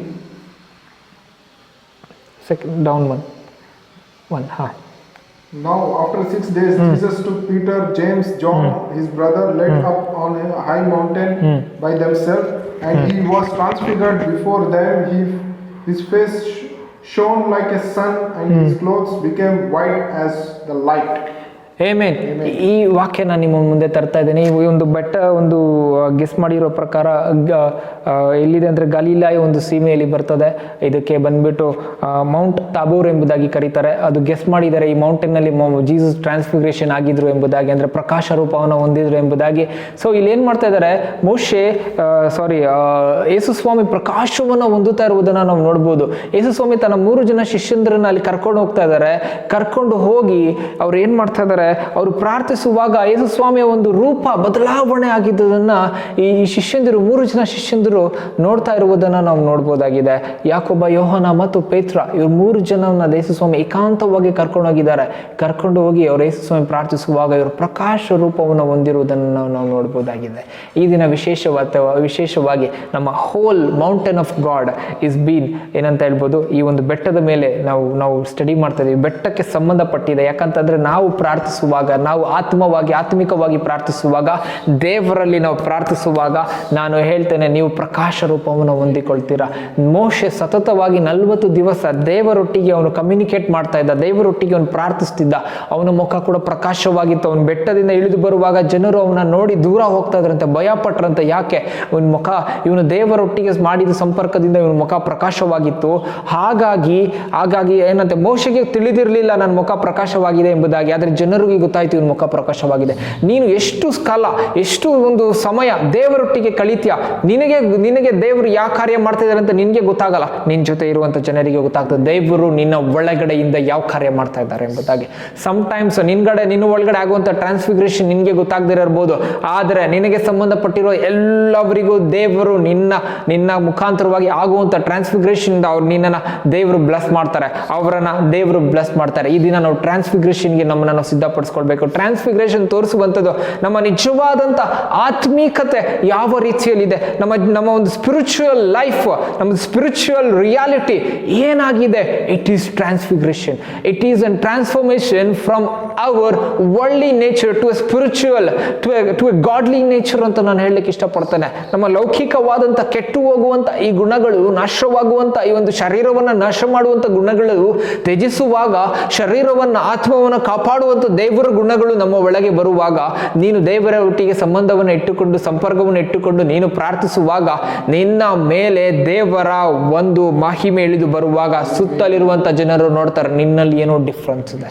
That is where you are transfigured. Hallelujah, thank you Jesus. Transfiguration ತುಂಬಾ ಇಂಪಾರ್ಟೆಂಟ್ ಬರುತ್ತೆ. ಯಾಕೆ ಮೌಂಟೇನ್ ಆಫ್ ಗಾಡ್ ಅಲ್ಲಿ ಮೇನ್ ಇಂಪಾರ್ಟೆಂಟ್ ನಡೀತಾ ಇರುವಂಥ ವಿಚಾರ ಟ್ರಾನ್ಸ್ಫಿಗರೇಷನ್. ಯಾವಾಗ ನಿನ್ನ ಆತ್ಮದಲ್ಲಿ ಶುದ್ಧತೆ ಇರ್ತದೆ, ನಿನ್ನ ಕೈಗಳಲ್ಲಿ ಶುದ್ಧತೆ ಇರ್ತದೆ, ನಿನ್ನ ಆಲೋಚನೆಯಲ್ಲಿ ಶುದ್ಧತೆ ಇರ್ತದೆ, ನಿನ್ನ ಬಾಯಲ್ಲಿ ಶುದ್ಧತೆ ಇರ್ತದೆ, ನಿನ್ನ ಒಂದು ಜೀವಿತದಲ್ಲಿ ಶುದ್ಧತೆ ಇರ್ತದೆ, ನೀನು ದೇವರ ಶುದ್ಧತೆಯನ್ನು ಕ್ಯಾರಿ ಮಾಡುವಾಗ ನೀನು ಟ್ರಾನ್ಸ್ಫಿಗರ್ ಆಗ್ತೀಯಾ, ನಿನ್ನ ರೂಪವನ್ನು, ಪ್ರಕಾಶ ರೂಪವನ್ನು ಧರಿಸ್ತೀಯ ಎಂಬುದಾಗಿ ನಾನು ಹೇಳಲಿಕ್ಕೆ ಇಷ್ಟಪಡ್ತೇನೆ. Thank you Jesus. ಹಾಗೆ ನಾವು ಮುಂದೆ ಕಂಟಿನ್ಯೂ ಮಾಡ್ಕೊಂಡು ಹೋಗೋಣ. ನೋಡ್ರಿ, ಪ್ರಕಾಶ ರೂಪವನ್ನ ಯೇಸು ಸ್ವಾಮಿ ಧರಿಸಿದ ಮೇಲೆ ಇಲ್ಲಿ ಏನಾಗ್ತಾ ಇದೆ, ಯೇಸು ಸ್ವಾಮಿ ಅವರು ಪ್ರಾರ್ಥನೆಯಲ್ಲಿ ಬ್ಯುಸಿ ಆಗಿದ್ದಾರೆ. ಶಿಷ್ಯಂದಿರು ನೋಡಿ ಭಯ ಪಡ್ತಾ ಇದ್ದಾರೆ. ಏನಂತೆ, ಓಕೆ ಯೇಸು ಸ್ವಾಮಿ ಪ್ರಕಾಶದಿಂದ ಹೊಳಿತಾ ಇದ್ದಾರೆ, ಇಷ್ಟು ದಿನ ಇಷ್ಟು ಹೊತ್ತು ನಮ್ಮ ಜೊತೆ ಇದ್ರು, ಇವಾಗ ಅಲ್ಲಿ ಹೋಗಿ ಪ್ರಾರ್ಥನೆ ಮಾಡಿದ ಏನೋ ಚೇಂಜ್ ಆಗ್ಬಿಟ್ಟಿದೆ ಎಂಬುದಾಗಿ. ಅದೇ ರೀತಿಯಲ್ಲಿ ದೇವರು ನಿನ್ನ ಜೀವಿತದಲ್ಲಿ ಕೂಡ ಕಾರ್ಯ ಮಾಡ್ತಾರೆ. Hallelujah, hallelujah, thank you lord. ಅದಕ್ಕೆ ಯೇಸು ಸ್ವಾಮಿ ಹೇಳ್ತಾರೆ, ಏಕಾಂತವಾಗಿ ನೀವು ಒಳಕೋಣೆಯಲ್ಲಿ ಹೋಗಿ ನೀವು ಪ್ರಾರ್ಥಿಸುವಾಗ, ಯಾರಿಗೂ ತಿಳಿದೇ ಇರುವಾಗ ತಂದೆಯಾದ ದೇವರು ಪರಲೋಕದಿಂದ ಅದನ್ನ ನೋಡಿ ಏನ್ ಮಾಡ್ತಾರೆ, ನಿಮ್ಮ ಪ್ರಾರ್ಥನೆಯನ್ನ ಲಾರಿಸಿ ನಿನಗೆ ಏನ್ ಮಾಡ್ತಾರೆ, ನಿನಗೆ ರಿವಾರ್ಡ್ ಕೊಡ್ತಾರೆ ಎಂಬುದನ್ನು ನಾವು ವಾಕ್ಯದಲ್ಲಿ ನಾವು ನೋಡ್ಬೋದು. ಮತ್ತಾಯ 6ನೇ ಅಧ್ಯಾಯದಲ್ಲಿ ನಾವು ಅದನ್ನ ನೋಡ್ಬೋದಾಗಿದೆ.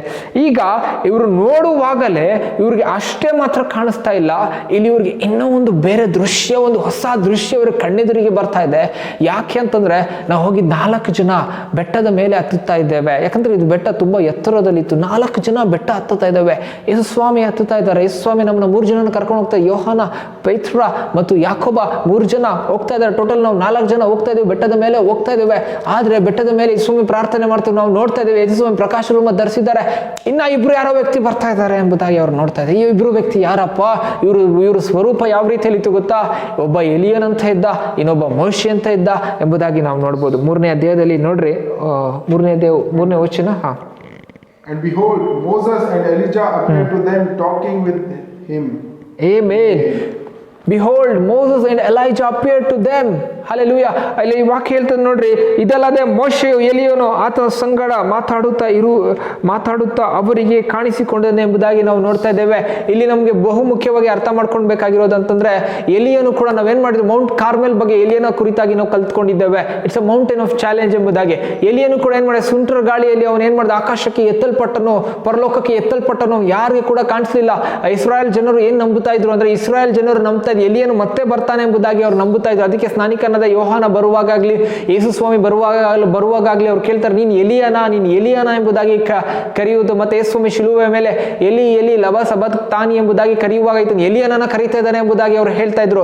ಎಲಿಯ ಅಂತ ಅಂದ್ರೆ ಏನಂತ, ಎಲಿಯ ಮತ್ತೆ ವಾಪಸ್ ಬರ್ತಾನೆ, ಯಾಕಂದ್ರೆ ಸುಂಟರ ಗಾಳಿಯಲ್ಲಿ ಹೋಗಿದ್ದಾನೆ, ಮತ್ತೆ ಬರ್ತಾನೆ ಎಂಬುದಾಗಿ ಏನ್ ಮಾಡ್ತಾರೆ, ಪ್ರವಾದನೆಗಳಲ್ಲಿ ಹೇಳಿದ್ದಾರೆ. ಎಲಿಯನು ಮತ್ತೆ ಬಂದು ಏನ್ ಮಾಡ್ತಾನೆ, ಅವನು ತಂದೆಯ ಒಂದು ಮಕ್ಕಳ ಹೃದಯವನ್ನು ತಂದೆಯ ಕಡೆ, ತಂದೆಯ ಹೃದಯನ ಮಕ್ಕಳ ಕಡೆ ತಿರುಗಿಸ್ತಾನೆ ಎಂಬುದಂತ ಹೇಳುವಂತ ಪ್ರವಾದನೆ ಒಂದು ಅದು ನೆರವೇರಬೇಕಾಗಿದೆ. ಅದಕ್ಕಾಗಿ ಎಲಿಯನು ಇಲ್ಲಿ ಬಂದಿರುವುದನ್ನು ನಾವು ನೋಡಬಹುದಾಗಿದೆ. Thank you Jesus. ಮತ್ತು ಮೋಶೆ ಬಂದಿದ್ದಾನೆ. ಮೋಶೆ ಏನು ರೆಪ್ರೆಸೆಂಟ್ ಮಾಡ್ತಾ ಇದ್ದಾನೆ, ಮೋಶೆ ಯಾಕೆ ಬಂದಿದ್ದಾರೆ ಅಂದ್ರೆ, ಮೋಶೆಯನ್ನು ದೇವರು ಎಲ್ಲಿ ಸಮಾಧಿ ಮಾಡಿದ್ದಾರೆ, ಮೋಶೆಯ ದೇಹ ಕೂಡ ಯಾರಿಗೆ ಸಿಕ್ಕಲಿಲ್ಲ. ಹಾಗಾಗಿ ಇವರಿಬ್ಬರು ವಿಶೇಷತೆಯಲ್ಲಿ ಇದ್ದಾರೆ, ಇವರಿಬ್ಬರು ಕೂಡ ಅಲ್ಲಿ ಬಂದಿರುವುದುಂಟು. Thank you Jesus. ಮೋಶೆ ರೆಪ್ರೆಸೆಂಟ್ ಮಾಡ್ತಾ ಇರುವುದು ದೇವರ ಧರ್ಮಶಾಸ್ತ್ರ, ಮತ್ತು ಎಲಿಯ ರೆಪ್ರೆಸೆಂಟ್ ಮಾಡ್ತಾ ಇರುವಂಥದ್ದು ಪ್ರವಾದನೆಗಳನ್ನ. ಅಂದ್ರೆ ಸ್ವಾಮಿ ಹೇಳ್ತಾರೆ, ನಾನು ಧರ್ಮಶಾಸ್ತ್ರವನ್ನು ತೆಗೆದು ಹಾಕುವುದಕ್ಕಾಗಿ ಬರಲಿಲ್ಲ, ಪ್ರವಾದನೆಗಳನ್ನು ತೆಗೆದು ಹಾಕುವುದಕ್ಕಾಗಿ ಬರಲಿಲ್ಲ, ನಾನು ಅದನ್ನು ನೆರವೇರಿಸುವುದಕ್ಕಾಗಿ ನಾನು ಬಂದಿದ್ದೇನೆ ಎಂಬುದಾಗಿ. ಹಾಗಾಗಿ ಇವರಿಬ್ಬರು ನೋಡುವಾಗ ನಾವೇನು, ಒಂದ್ ಕಡೆ ಪ್ರಾಫಸಿ, ಒಂದ್ ಕಡೆ ಏನಂತ the law of god. Moses represent ಮಾಡ್ತಾರೆ ಪ್ರಾಫಸಿ ಬುಕ್ಸ್ ನ ಯಾರು ರೆಫರ್ ಮಾಡ್ತಾ ಇದ್ದಾರೆ, ಯಾರು ರೆಪ್ರೆಸೆಂಟ್ ಮಾಡ್ತಾ ಇದ್ದಾರೆ, ಎಲಿಯಾ ರೆಪ್ರೆಸೆಂಟ್ ಮಾಡ್ತಾರೆ. ಇವರಿಬ್ಬರನ್ನ ಯೇಸು ಸ್ವಾಮಿ ಫುಲ್ಫಿಲ್ ಮಾಡ್ತಾ ಇದ್ದಾರೆ ಎಂಬುದಾಗಿ ನಾವು ನೋಡಬಹುದಾಗಿದೆ. ಹಾಗಾಗಿ ಇಲ್ಲಿ ಇನ್ನೊಂದನ್ನು ಕೂಡ ನಾವು ವಿಶೇಷತೆಯನ್ನು ನೋಡಬಹುದಾಗಿದೆ. ಯಾರ ವಿಷಯದಲ್ಲಿ ದೇವರು ಬೇಸರಗೊಂಡು 40 ವರ್ಷ ನೀವೇನ್ ಮಾಡಿದ, ಬೇಸರ ಮಾಡಿದ್ದೀರಾ, ನೀವು ನನ್ನ ಸ್ವಾಸ್ಥ್ಯದಲ್ಲಿ ಸೇರೋದು ಇರೋದಿಲ್ಲ, ಪ್ರಾಮಿಸ್ ಲ್ಯಾಂಡ್ ನೀವು ಬರೋದಿಲ್ಲ ಅಂತ ಹೇಳ್ತಾ ಇದ್ದಾರೆ. ಅವಾಗ ಲಾ ಅಲ್ಲಿ ದೇವ್ರು ಹೇಳ್ತಾರೆ ನೀನು ಪ್ರಾಮಿಸ್ ಲ್ಯಾಂಡಿಗೆ ಬರಲ್ಲ. ಇಲ್ಲಿ ಯೇಸು ಸ್ವಾಮಿ ಗ್ರೇಸ್ ಅಲ್ಲಿ ಇರುವಾಗ ಮೋಶೆಯಲ್ಲಿ ಬರ್ತಾ ಇರೋದನ್ನ ನೋಡ್ಬೋದು. ಮೋಶೆ ಪ್ರಾಮಿಸ್ ಲ್ಯಾಂಡ್ ಅಲ್ಲಿ ಕಾಲಿಕ್ಕಿದ್ದಾನೆ, ಮೋಶೆ ಸ್ಪಿರಿಚುವಲ್ ಆಗಿ ಪ್ರಾಮಿಸ್ ಲ್ಯಾಂಡ್ ಅಲ್ಲಿ ಪ್ರೆಸೆಂಟ್ ಇದ್ದಾರೆ ಎಂಬುದಾಗಿ ನಾವು ನೋಡ್ಬೋದಾಗಿದೆ. Thank you Jesus. ಸೊ ಯಾವುದು ಆಜ್ಞೆ ಮಾಡ್ಲಿಕ್ಕಾಗ್ಲಿಲ್ಲ, ಯಾವುದು ಧರ್ಮಶಾಸ್ತ್ರ ಮಾಡ್ಲಿಕ್ಕಾಗ್ಲಿಲ್ಲ, ಅದು ಕೃಪೆ ಮಾಡಿದೆ, ಅದು ಯೇಸು ಸ್ವಾಮಿ ಮಾಡಿದ್ದಾರೆ ಎಂಬುದಾಗಿ ನಾವು ನೋಡ್ಬೋದಾಗಿದೆ. Thank you Jesus. ಸೊ ಈ ದಿನ ನಾವು ನೋಡ್ಕೊಳ್ಳೋದಾದ್ರೆ ಒಂದು ಪ್ರಕಟಣೆಗಳಲ್ಲಿ ವಾಕ್ಯ ಬರೀತದೆ ಏನಂತಂದ್ರೆ, 2 ಸಾಕ್ಷಿಗಳು ಬರ್ತಾರೆ ದೇವರ ರಾಜ್ಯ ಕುರಿತಾಗಿ ಸುವಾರ್ತೆ ಸಾರಲಿಕ್ಕೆ. 2 ಸಾಕ್ಷಿಗಳು ಈ ಲೋಕಕ್ಕೆ ಬರ್ತಾರೆ ಎಂಬುದಾಗಿ ನೋಡುವುದು. ಪ್ರಕಟಣೆಗಳು 11ನೇ ಅಧ್ಯಾಯ 1ರಿಂದ 14 ವಚನ ನೀವು ಇದು ಓದುವಾಗ ನಿಮಗೆ ಸಿಗ್ತದೆ. Thank you father. ಪ್ರಕಟಣೆಗಳು 11ನೇ ಅಧ್ಯಾಯ 1ರಿಂದ 14 ವಚನಗಳು ನೀವು ಓದುವಾಗ ಇದು ನಿಮಗೆ ಸಿಗ್ತದೆ. ಇಲ್ಲೇನಾಗಿದೆ, ಇಬ್ಬರು ಸಾಕ್ಷಿಗಳು, 2 ವಿಟ್ನೆಸಸ್ ಎಂಬುದಾಗಿ ಬರ್ತದೆ. ಇವ್ರು ಯಾರು ಎಂಬುದಾಗಿ ಇಲ್ಲಿ ಡಿಸ್ಕ್ಲೋಸ್ ಮಾಡಲಿಲ್ಲ ಹೆಸರು, ಆದರೆ ಇವರ ಕ್ಯಾರೆಕ್ಟರ್ನ ನಾವು ಅರ್ಥ ಮಾಡ್ಕೊಬಹುದು. ಅದೇ 6th ವರ್ಸ್ ನಾವು ಓದ್ಕೊಳ್ಳೋಣ, 6ನೇ ವಚನ. These have power to shut heaven so that no rain falls in them. The days are their prophecy, and they to the blood, and strike the earth with all plagues as often as they desire. Amen. ಏನಂತೆ, ಅವ್ರು ಇಬ್ಬರು ಸಾಕ್ಷಿಗಳು ದೇವರ ರಾಜ್ಯದಿಂದ ಬಂದಂಥವರು. ಅವರ ಬಳಿ ಎಷ್ಟು power ಇದೆ ಅಂತಂದ್ರೆ, ಅವರು ದೇವರ ಸುವಾರ್ತೆನ ಎಲ್ಲ ಕಡೆ ಸಾರ್ತಾ ಇದ್ದಾರೆ. ಆದರೆ ಇವ್ರ ಹತ್ರ ಇವ್ರು ಯಾವ ಥರ ಅದ್ಭುತಗಳು ಮಾಡ್ತಾರೆ ಅಂತ ನೋಡ್ರಿ. ವಾಕ್ಯ ಹೇಳ್ತದೆ, ತಾವು ಪ್ರವಾದಿಸುವ ದಿನಗಳಲ್ಲಿ ಮಳೆ ಬೀಳದಂತೆ ಆಕಾಶವನ್ನು ಮುಚ್ಚುವ ಅಧಿಕಾರ ಇವರಿಗೆ ಉಂಟು. ಇದು ಯಾವಾಗ ಬರ್ತದೆ ಅಂದ್ರೆ, ಮಹಾ ಸಂಕಟ ಕಾಲ ಶುರುವಾಗೋದಾಗ, ಅಂತ್ಯಕ್ರಿಸ್ತನು ಅಂದ್ರೆ ಆಂಟಿ ಕ್ರೈಸ್ಟ್ ಬಂದಿರುವಂಥ ಸಂದರ್ಭದಲ್ಲಿ ಈ ಸಿಚುವೇಶನ್ ನಡೀತಿದೆ. ಆ ಟೈಮ್ನಲ್ಲಿ ಸಭೆ ಇರೋದಿಲ್ಲ, ಸಭೆ ರ್ಯಾಪ್ಚರ್ ಆಗಿರ್ತದೆ, ಸಭೆ ಇರೋದಿಲ್ಲ, ಪವಿತ್ರಾತ್ಮ ಇರೋದಿಲ್ಲ. ಸೊ ಆಗ ಗ್ರೇಸ್ ಇರೋದಿಲ್ಲ, ನಾವು ರಿಪೆಂಟ್ ಆಗೋದಕ್ಕೆ ಗ್ರೇಸ್ ಇರೋದಿಲ್ಲ. ಆ ಟೈಮ್ನಲ್ಲಿ ಇನ್ನೂ ವರ್ಲ್ಡ್ ಎಕ್ಸಿಸ್ಟಿಂಗ್ ಇರುತ್ತೆ, ವರ್ಲ್ಡ್ ರನ್ನಿಂಗಲ್ಲಿ ಇರ್ತದೆ. ಸಡನ್ ಆಗಿ ಆಟೋಮೆಟಿಕ್ ಆಗಿ ಎಷ್ಟೋ ಲಕ್ಷಾಂತರ ಜನ ಒಂದೇ ಸತಿ ಮಾಯ ಆಗುವುದುಂಟು. ಯಾಕಂದ್ರೆ ಅವ್ರು ಪರಲೋಕ ರಾಜ್ಯಕ್ಕೆ ಕಣ್ಣು ಮಿಟುಕಿಸೋದ್ರಲ್ಲಿ ಅವ್ರು ಎತ್ತಲ್ಪಡ್ತಾರೆ. ಆದರೆ ಇಲ್ಲೇ ಯಾರ್ಯಾರು ಇರ್ತಾರೆ ಅವರು ಸಂಕಟ ಕಾಲ ಅನುಭವಿಸ್ಬೇಕಾಗ್ತದೆ, ಅಂತ್ಯಕ್ರಿಸ್ತನನ್ನ ಅವ್ರು ನೋಡ್ಬೇಕಾಗ್ತದೆ, ಮಹಾ ಸಂಕಟ ಕಾಲವನ್ನ ಅವರು ನೋಡ್ಬೇಕಾಗ್ತದೆ. ಆ ಟೈಮ್ನಲ್ಲಿ ಇಬ್ಬರು ಸಾಕ್ಷಿಗಳು ಬಂದು ಏನ್ ಮಾಡ್ತಾರೆ, ದೇವರ ರಾಜ್ಯ ಕುರಿತಾಗಿ ಸುವಾರ್ತೆಯನ್ನು ಸಾರ್ತಾ ಇದ್ದಾರೆ.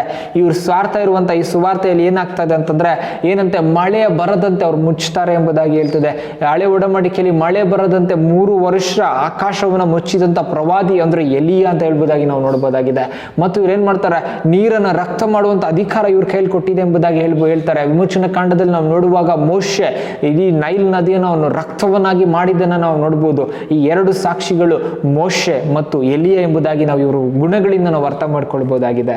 Thank you Jesus. ಹಾಗಾಗಿ ಈ ವಾಕ್ಯಗಳನ್ನ ನಿಮ್ಮ ಮುಂದೆ ತರುವಾಗಲೇ ನೋಡ್ರಿ, ನಾನು ಬೇಗ ಕನ್ಕ್ಲೂಡ್ ಮಾಡ್ತಾ ಇದ್ದೇನೆ, ಯಾಕಂದರೆ ಸಮಯ ಕಮ್ಮಿ ಇದೆ. ಹಾಗಾಗಿ ನಾನು ನಿಮ್ಮ ಬಳಿ ಮಾತಾಡ್ತಾ ಇದ್ದೇನೆ. ಈ 2 ಮೌಂಟೇನ್, ಮೌಂಟ್ ನೇಬೋ ಮತ್ತು ಮೌಂಟ್ ಟ್ರಾನ್ಸ್ಫಿಗ್ರೇಷನ್, ಈ 2 ಮೌಂಟೇನ್ಸ್ ನಮಗೆ ಯೂಸ್ಫುಲ್ ಆಗಿದೆ. 2 ಮೌಂಟೇನ್ಸಿಂದ ನಾವು ಅನೇಕ ವಿಚಾರಗಳನ್ನ ನಾವು ಕಲಿತಿದ್ದೇವೆ.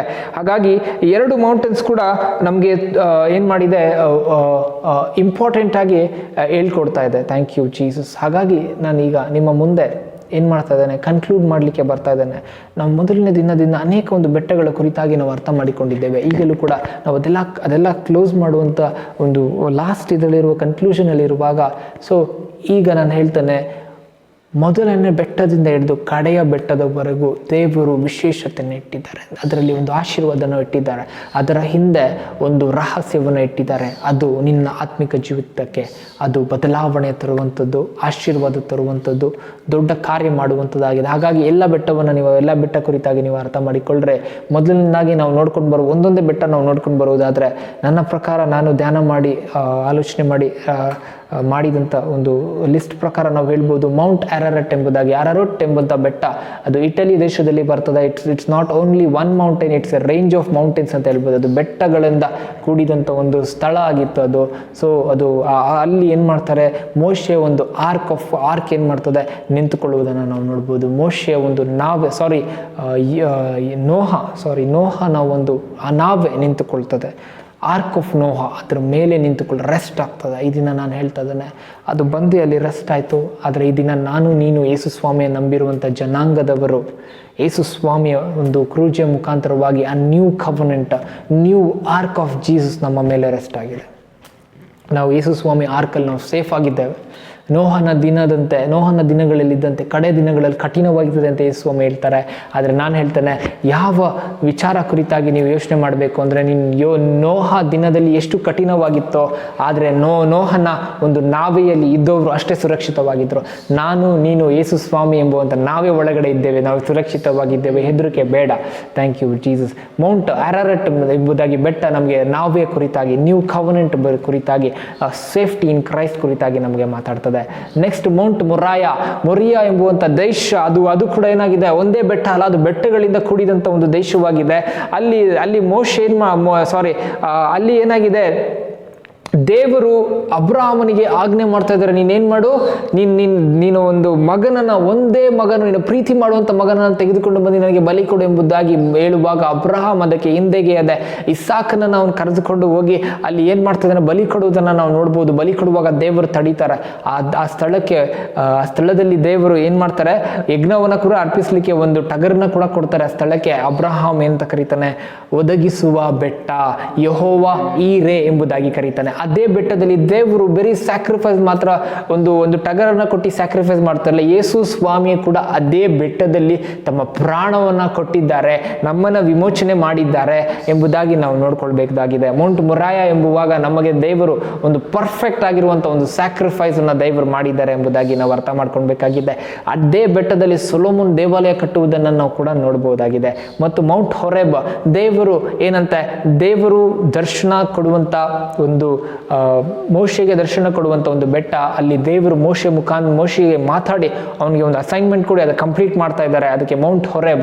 ಅದಕ್ಕೆ ನಿಜವಾಗ್ಲೂ ವಿಮೋಚನಾ ಕಾಂಡ 3ನೇ ಅಧ್ಯಾಯ 1ನೇ ವಚನದಲ್ಲಿ ಹೇಳ್ತದೆ ದೇವರ ಬೆಟ್ಟ ಎಂಬುದಾಗಿ. ಆ ಒಂದು ಕಾನ್ಸೆಪ್ಟ್ ಮೇಲೆ ನಾವು ಇದೊಂದು ಬೈಬಲ್ ಸ್ಟಡಿ ಸೀರೀಸ್ ನಾವು ಮಾಡಿದ್ದೇವೆ. ಸೊ ದೇವರ ಬೆಟ್ಟ, ಅಲ್ಲಿ ದೇವರು ಮೋಶೆಗೆ ಮಾತಾಡ್ತಾ ಇದ್ದಾರೆ, ಮೋಶೆ ಮುಖಾಂತರವಾಗಿ ದೊಡ್ಡ ಕಾರ್ಯ ಮಾಡ್ತಿದ್ದಾರೆ. ಈ ಒಂದು ದಿನ ಕೂಡ ಈ ಒಂದು ಹೊರೆಬ್ ಎಂಬುವಂಥ ಬೆಟ್ಟದಿಂದ ದೇವರು ನಿಮ್ಮ ಕೂಡ ಮಾತಾಡ್ತಾ ಇದ್ದಾರೆ, ನಿಮ್ಮ ಜೀವಿತದಲ್ಲಿ ಕೂಡ ದೊಡ್ಡ ಕಾರ್ಯ ಮಾಡ್ತಿದ್ದಾರೆ ಎಂಬುದಾಗಿ ನಾನು ನಂಬುತ್ತಾ ಇದ್ದೇನೆ. ಮತ್ತು ಮೌಂಟ್ ಸಿನಾಯ್. ಸೊ ದೇವರು ಹೇಳ್ತಾರೆ ಮೌಂಟ್ ಸಿನಾಯ್ ಏನಂತಾರೆ, ಒಂದು ಕಡೆ ಭಾಗದಲ್ಲಿ ಹೊರೆಬ್ ಎಂಬುದಾಗಿ ಕರೀತಾರೆ, ಇನ್ನೊಂದು ಕಡೆ ಭಾಗದಲ್ಲಿ ಮೌಂಟ್ ಸಿನಾಯ್ ಎಂಬುದಾಗಿ ಕರೀತಾರೆ. ಇದೆರಡು ಒಂದೇ ಬೆಟ್ಟ ಎಂಬುದಾಗಿ ಕೂಡ ಒಂದು ರಿಸರ್ಚ್ ಮಾಡಿ ನಂಬಿಕೆ ಇದೆ. ಸೊ ಹಾಗಾಗಿ ಮೌಂಟ್ ಸಿನಾಯ್ ಎಂಬುದಾಗಿ ರೆಪ್ರೆಸೆಂಟ್ ಮಾಡ್ತಿರೋ ದೇವರ ಒಂದು ಬಲ, ದೇವರ ಒಂದು ಶಕ್ತಿ, ಅದು ದೇವರ ಒಂದು ಮಹಿಮೆಯನ್ನ ಯಾವ ರೀತಿಯಲ್ಲಿ ಕಣ್ಣಾರೆ ಇಸ್ರಾಯೇಲ್ ಜನರು ನೋಡಿದ್ರು. ಗುಡುಗಿನಲ್ಲಿ, ಮೇಘದಲ್ಲಿ, ಮಹಿಮೆಯಲ್ಲಿ, ದೇವರು ಒಂದು ಬೆಂಕಿಯಲ್ಲಿ ದೇವರು ಏನ್ ಮಾಡಿದ್ರು, ಅಲ್ಲಿ ಇಳಿದು ಬಂದು ದೇವರು ಏನ್ ಮಾಡ್ತಾ ಇದ್ರು, ಮೋಶೆ ಮುಖಾಂತರವಾಗಿ ದಶಾಜ್ಞೆಗಳನ್ನ ಕೊಟ್ಟಿದ್ದಂಥದ್ದು, ದೇವರು ದೊಡ್ಡ ಕಾರ್ಯಗಳನ್ನ ಮಾಡಿದ್ದಂಥದ್ದು ಈ ಸಿನಾಯಿ ಬೆಟ್ಟದ ಕುರಿತಾಗಿ ನಾವು ಕಲಿಬಹುದಾಗಿದೆ.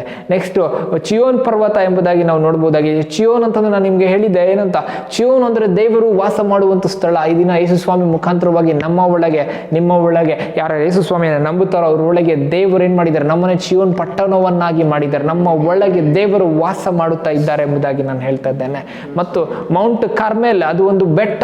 ಯಾವ ರೀತಿಯಲ್ಲಿ ಅಂದ್ರೆ ಎಲಿಯನಿಗೆ ಅದು ಒಂದು ಚಾಲೆಂಜಿಂಗ್ ಆಗಿದ್ದಂಥ ಬೆಟ್ಟ. ಅಲ್ಲಿ ದೇವರು ಇದ್ದಾನೆ ಎಂಬುದಾಗಿ ಅವನು ಪ್ರೂವ್ ಮಾಡ್ತಾನೆ. ಅವನು ಪ್ರೂವ್ ಮಾಡೋದು ಅಲ್ದಿರ ಅವನು ರೈನ್ನ ಕೂಡ ರಿಸ್ಟೋರ್ ಮಾಡ್ತಾನೆ ಎಂಬುದಾಗಿ ನಾವು ನೋಡ್ಬೋದು. ಅಲ್ಲಿ ನೀವು ಪ್ರಾರ್ಥನೆ ಮಾಡುವಾಗ ದೇವರು ಎಲಿಯನ ಪ್ರಾರ್ಥನೆಯನ್ನು ಕೇಳಿ ಮಳೆಯನ್ನು ತರಿಸಿದ್ದ, ಎಲಿಯನ ಪ್ರಾರ್ಥನೆಯನ್ನು ಕೇಳಿ ಬೆಂಕಿಯನ್ನು ತರಿಸಿದ, ಎಲಿಯನ ಪ್ರಾರ್ಥನೆ ಕೇಳಿ ಇಡೀ ನೇಷನ್ ದೇವರ ಬಲವನ್ನು ಅವರು ನೋಡಿದ್ರು ಎಂಬುದಾಗಿ ನಾವು ನೋಡ್ಬೋದಾಗಿದೆ. ಮತ್ತು ಕಲವರಿ ಒಂದು ಗುಡ್ಡದ ಮೇಲೆ ಯೇಸು ಸ್ವಾಮಿ ತನ್ನ ಪ್ರಾಣವನ್ನ ಕೊಡುತ್ತಾ ಮನುಷ್ಯರನ್ನ ಅಂದ್ರೆ ಹ್ಯೂಮನ್ ರೈಸ್ನ ದೇವರು ರಿಡಂಪ್ ಮಾಡಿರುವುದನ್ನು ನಾವು ನೋಡ್ಬೋದಾಗಿದೆ. ಗೆತ್ಸಮನೆಯಲ್ಲಿ ದೇವರು ಪ್ರಾರ್ಥನೆ ಮಾಡಿ ತನ್ನನ್ನು ತಾನು, ನಾನು ಆಗಲೇ ಹೇಳಿದ್ದೆ ನಿಮಗೆ ಹಳೆಯ ಒಂದು ಬೈಬಲ್ ಸ್ಟಡಿಯಲ್ಲಿ, ಗೆತ್ಸಮನೆ ಅಂದ್ರೆ ಆಲಿವ್ ಪ್ರೆಸ್, ಆಯಿಲ್ ಪ್ರೆಸ್ ಮಾಡುವಂಥ ಸ್ಥಳ. ಅಲ್ಲಿ ಆ ಸ್ಥಳದಲ್ಲಿ ಯೇಸು ಸ್ವಾಮಿ ಹೋಗಿ ತನ್ನನ್ನು ತನ್ನ ಪ್ರಾರ್ಥನೆಯಲ್ಲಿ ಕ್ರಶ್ ಮಾಡ್ಕೊಳ್ತಾ ಇದ್ದಾನೆ, ತನ್ನನ್ನು ತಾನು ಒಪ್ಪಿಸ್ಕೊಡ್ತಾ ಇದ್ದಾನೆ. ಅಲ್ಲಿಂದ ಬಂದಂಥ ಅನಾಯಿಂಟಿಂಗ್ ನಮ್ಮ ಮೇಲೆ ರೆಸ್ಟ್ ಆಗಿದೆ ಎಂಬುದಾಗಿ ನಾವು ನೋಡ್ಬೋದಾಗಿದೆ. ಅದಾದ್ಮೇಲೆ ಮೌಂಟ್ ಆಲಿವ್ಸ್, ಇಲ್ಲಿ ಏನ್ ಮಾಡ್ತಾ ಇದ್ರೆ ದೇವರು ಮೌಂಟ್ ಆಲಿವ್ಸ್ ಅಂತ ಹೇಳಿದ್ರೆ ದೇವರು ಏನ್ ಮಾಡ್ತಾರೆ, ಪರಲೋಕಕ್ಕೆ ಏರಿ ಹೋಗಿದ್ದಂಥದ್ದು. ಮತ್ತು ಅದೇ ಸ್ಥಳದಲ್ಲಿ ಇಳಿದು ಬಂದು ದೇವರ ಪಾದಗಳು ಮುಟ್ಟುವಾಗ ಅದು 2 ಭಾಗವಾಗ್ತದೆ ಎಂಬುದಾಗಿ ನಾವು ನೋಡ್ಕೊಂಡಿದ್ದೇವೆ. ಮೌಂಟ್ ಆಲಿವ್ಸ್ ಕೂಡ ನಮ್ಗೆ ಏನ್ ಮಾಡ್ತದೆ, ಅನಾಯಿಂಟಿಂಗ್ ಅನ್ನ ರೆಪ್ರೆಸೆಂಟ್ ಮಾಡ್ತದೆ ಎಂಬುದಾಗಿ ನಾನು ಹೇಳ್ತಾ ಇದ್ದೇನೆ. ಮತ್ತು ಕಡೆಯದಾಗಿ ನೋಡ್ರಿ ಮೌಂಟ್ ನೇಬೋ, ಇವಾಗಲೇ ನಾವು ಕಲ್ತ್ಕೊಂಡ್ರೆ ನೀನು ಏನನ್ನ ಕಳೆದುಕೊಂಡು ನೋಡೋದೇ ಇದೆಯಾ ಅದನ್ನ ದೇವರು ನಿನಗೆ ನೋಡುವಂತೆ ಮಾಡ್ತಾರೆ ಎಂಬುದಾಗಿ, ಅದು ಮೌಂಟ್ ನೇಬೋ ಆಗಿದೆ. ರಿಸ್ಟೋರ್ ದೇವರು ಮಾಡ್ತಾರೆ ಎಂಬುದಾಗಿ ನಾನು ಹೇಳ್ತಾ ಇದ್ದೇನೆ. ಮತ್ತು ಇಂಪಾರ್ಟೆಂಟ್ ಆಗಿ ನಾವು ಲಾಸ್ಟ್ ಮೌಂಟ್ ಟ್ರಾನ್ಸ್ಫಿಗ್ರೇಷನ್ ನಾವು ನೋಡ್ತಾ ಇದ್ದೇವೆ. ಟ್ರಾನ್ಸ್ಫಿಗ್ರೇಷನ್ ಅಲ್ಲಿ ನಮ್ದು ಸ್ಪಿರಿಚುವಲ್ ರಿಯಾಲಿಟಿ ಗೊತ್ತಾಗ್ತದೆ. ಮತ್ತು ಮುಖ್ಯವಾಗಿ ಮೌಂಟ್ ಸರ್ಮನ್ ಇದನ್ನು ಹೇಳಲೇಬೇಕಾಗ್ತದೆ. ಯಾಕಂತಂದರೆ ಮತ್ತಾಯ ಬರೆದ 5ನೇ ಅಧ್ಯಾಯದಲ್ಲಿ ಪರ್ವತ ಪ್ರಸಂಗ ಯೇಸು ಸ್ವಾಮಿ ಮಾಡ್ತಾರೆ. ಪರ್ವತದ ಮೇಲೆ ಮಾಡಿದಂಥ ಪ್ರಸಂಗ ಮತ್ತಾಯ 5, 6 ಮತ್ತು 7 ಈ 3 ಅಧ್ಯಾಯಗಳು, 3 ಚಾಪ್ಟರ್ಸಲ್ಲಿ ದೇವರು ಏನು ಮಾತಾಡ್ತಾರೆ, ಇಡೀ ವರ್ಲ್ಡಲ್ಲಿ ಅದು ಫೇಮಸ್ ಆಗಿದೆ. ಹಾಗಾಗಿ ಇದರಿಂದ ನಾವು ಅರ್ಥ ಮಾಡ್ಕೊಳ್ತಾ ಇರೋದು ಏನಂತಂದರೆ, ಯಾರ್ಯಾರು ಯೇಸು ಸ್ವಾಮಿನ ಹಿಂಬಲಿಸ್ತಾರೆ ಅವ್ರಿಗೆಲ್ಲ ಈ ಗುಣಗಳ ಲಕ್ಷಣಗಳು ಇರಬೇಕು ಎಂಬುದಾಗಿ ಪರ್ವತ ಪ್ರಸಂಗದ ಮೇಲೆ ಯೇಸು ಸ್ವಾಮಿ ಏನು ಮಾಡ್ತಾ ಇದ್ದಾರೆ, ಜನರಿಗೆ ಹೇಳ್ಕೊಡ್ತಾ ಇರುವುದನ್ನು ನಾವು ನೋಡ್ಬೋದಾಗಿದೆ. ಹಾಗಾಗಿ ಕಡೆಯದಲ್ಲಿ ನಾನು ಮುಗಿಸ್ಲಿಕ್ಕೆ ಬರ್ತೇನೆ, ಸಮಯ ಆಗ್ತಾ ಇದೆ. ನೋಡ್ರಿ, ಮುಖ್ಯವಾಗಿ ಯಾಕೆ the mountain of God, why this Bible study? ಯಾಕೆ ಅಂತಂದರೆ, because God wants you to climb a mountain in prayer. ನೀನು ಪ್ರಾರ್ಥನೆಯಲ್ಲಿ ದೇವರ ಬೆಟ್ಟಕ್ಕೆ ಹತ್ತುವಾಗ, ನೀನು ಇಳಿದು ಬರುವಾಗ ಯು ವಿಲ್ ಬಿ ಟ್ರಾನ್ಸ್ಫಿಗರ್ಡ್, ನೀನು ಬದಲಾವಣೆ. ಪರ್ವತ ಪ್ರಸಂಗದಲ್ಲಿ ಯೇಸು ಸ್ವಾಮಿ ಹೇಳಿದಂತೆ ನೀನು ಆಗಬೇಕಂದ್ರೆ ನೀನು ದೇವರ ಬೆಟ್ಟಕ್ಕೆ ಹೋಗಬೇಕು. ಯೇಸು ಸ್ವಾಮಿ ಪ್ರಸಂಗ ನೀನು ಕೇಳಬೇಕಂದ್ರೆ, ನೀನು ಪರ್ವತ ಪ್ರಸಂಗ ಕೇಳಬೇಕಂದ್ರೆ ನೀನು ಪರ್ವತ ಹತ್ತಬೇಕಲ್ವಾ?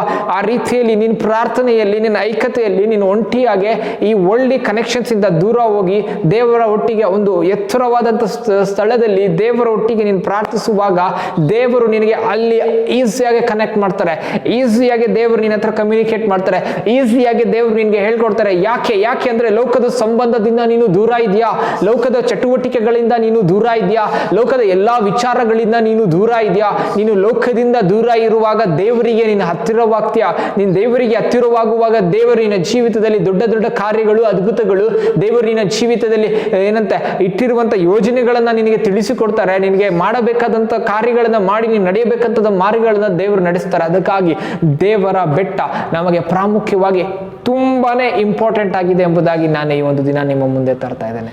ಈ ಎಲ್ಲ ಮೌಂಟೇನ್ಸ್ ನಮಗೆ ಹೇಳ್ಕೊಡ್ತಾ ಇರೋದನ್ನು ನೀವು ದಯವಿಟ್ಟು ಮರಿಬೇಡ್ರಿ. ಇದನ್ನು ನೀವು ಅಪ್ಲೈ ಮಾಡ್ರೆ ಈ ಎಲ್ಲ ಕೂಡ ನಮಗೆ ಸ್ಪಿರಿಚುವಲ್ ಆಗಿ ಬೆನಿಫಿಟ್ನ ಕೊಡ್ತಾ ಇದೆ.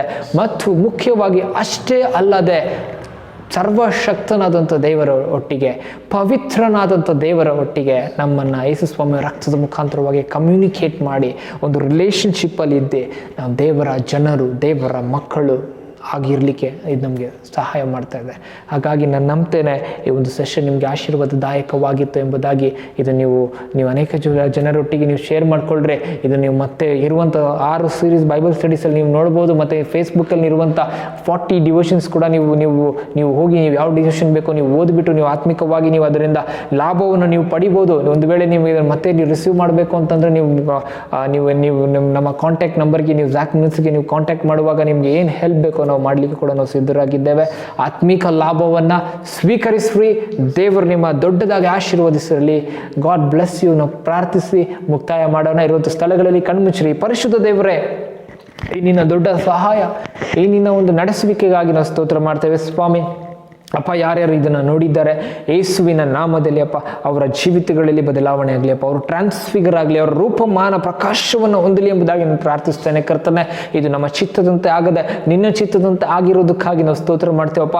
ಅವರ ಜೀವಿತಗಳಲ್ಲಿ ಯಾವ ಬೆಟ್ಟದಲ್ಲಿ ಅಪ್ಪ ದೇವರೇ ಅವರು ಇದ್ದಾರೆ, ಯಾವ ಬೆಟ್ಟಕ್ಕೆ ಅವರು ಹೋಗಬೇಕು, ಯಾವ ಬೆಟ್ಟದ ಒಂದು ಅವಶ್ಯಕತೆ ಇದೆ, ಎಲ್ಲವೂ ಯೇಸುವಿನ ನಾಮದಲ್ಲಿ ನಿನ್ನ ಅಪ್ಪ ಅವರ ಜೀವಿತದಲ್ಲಿ ಕಾರ್ಯ ಮಾಡುವಂತ ಪ್ರಾರ್ಥಿಸ್ತೇನೆ.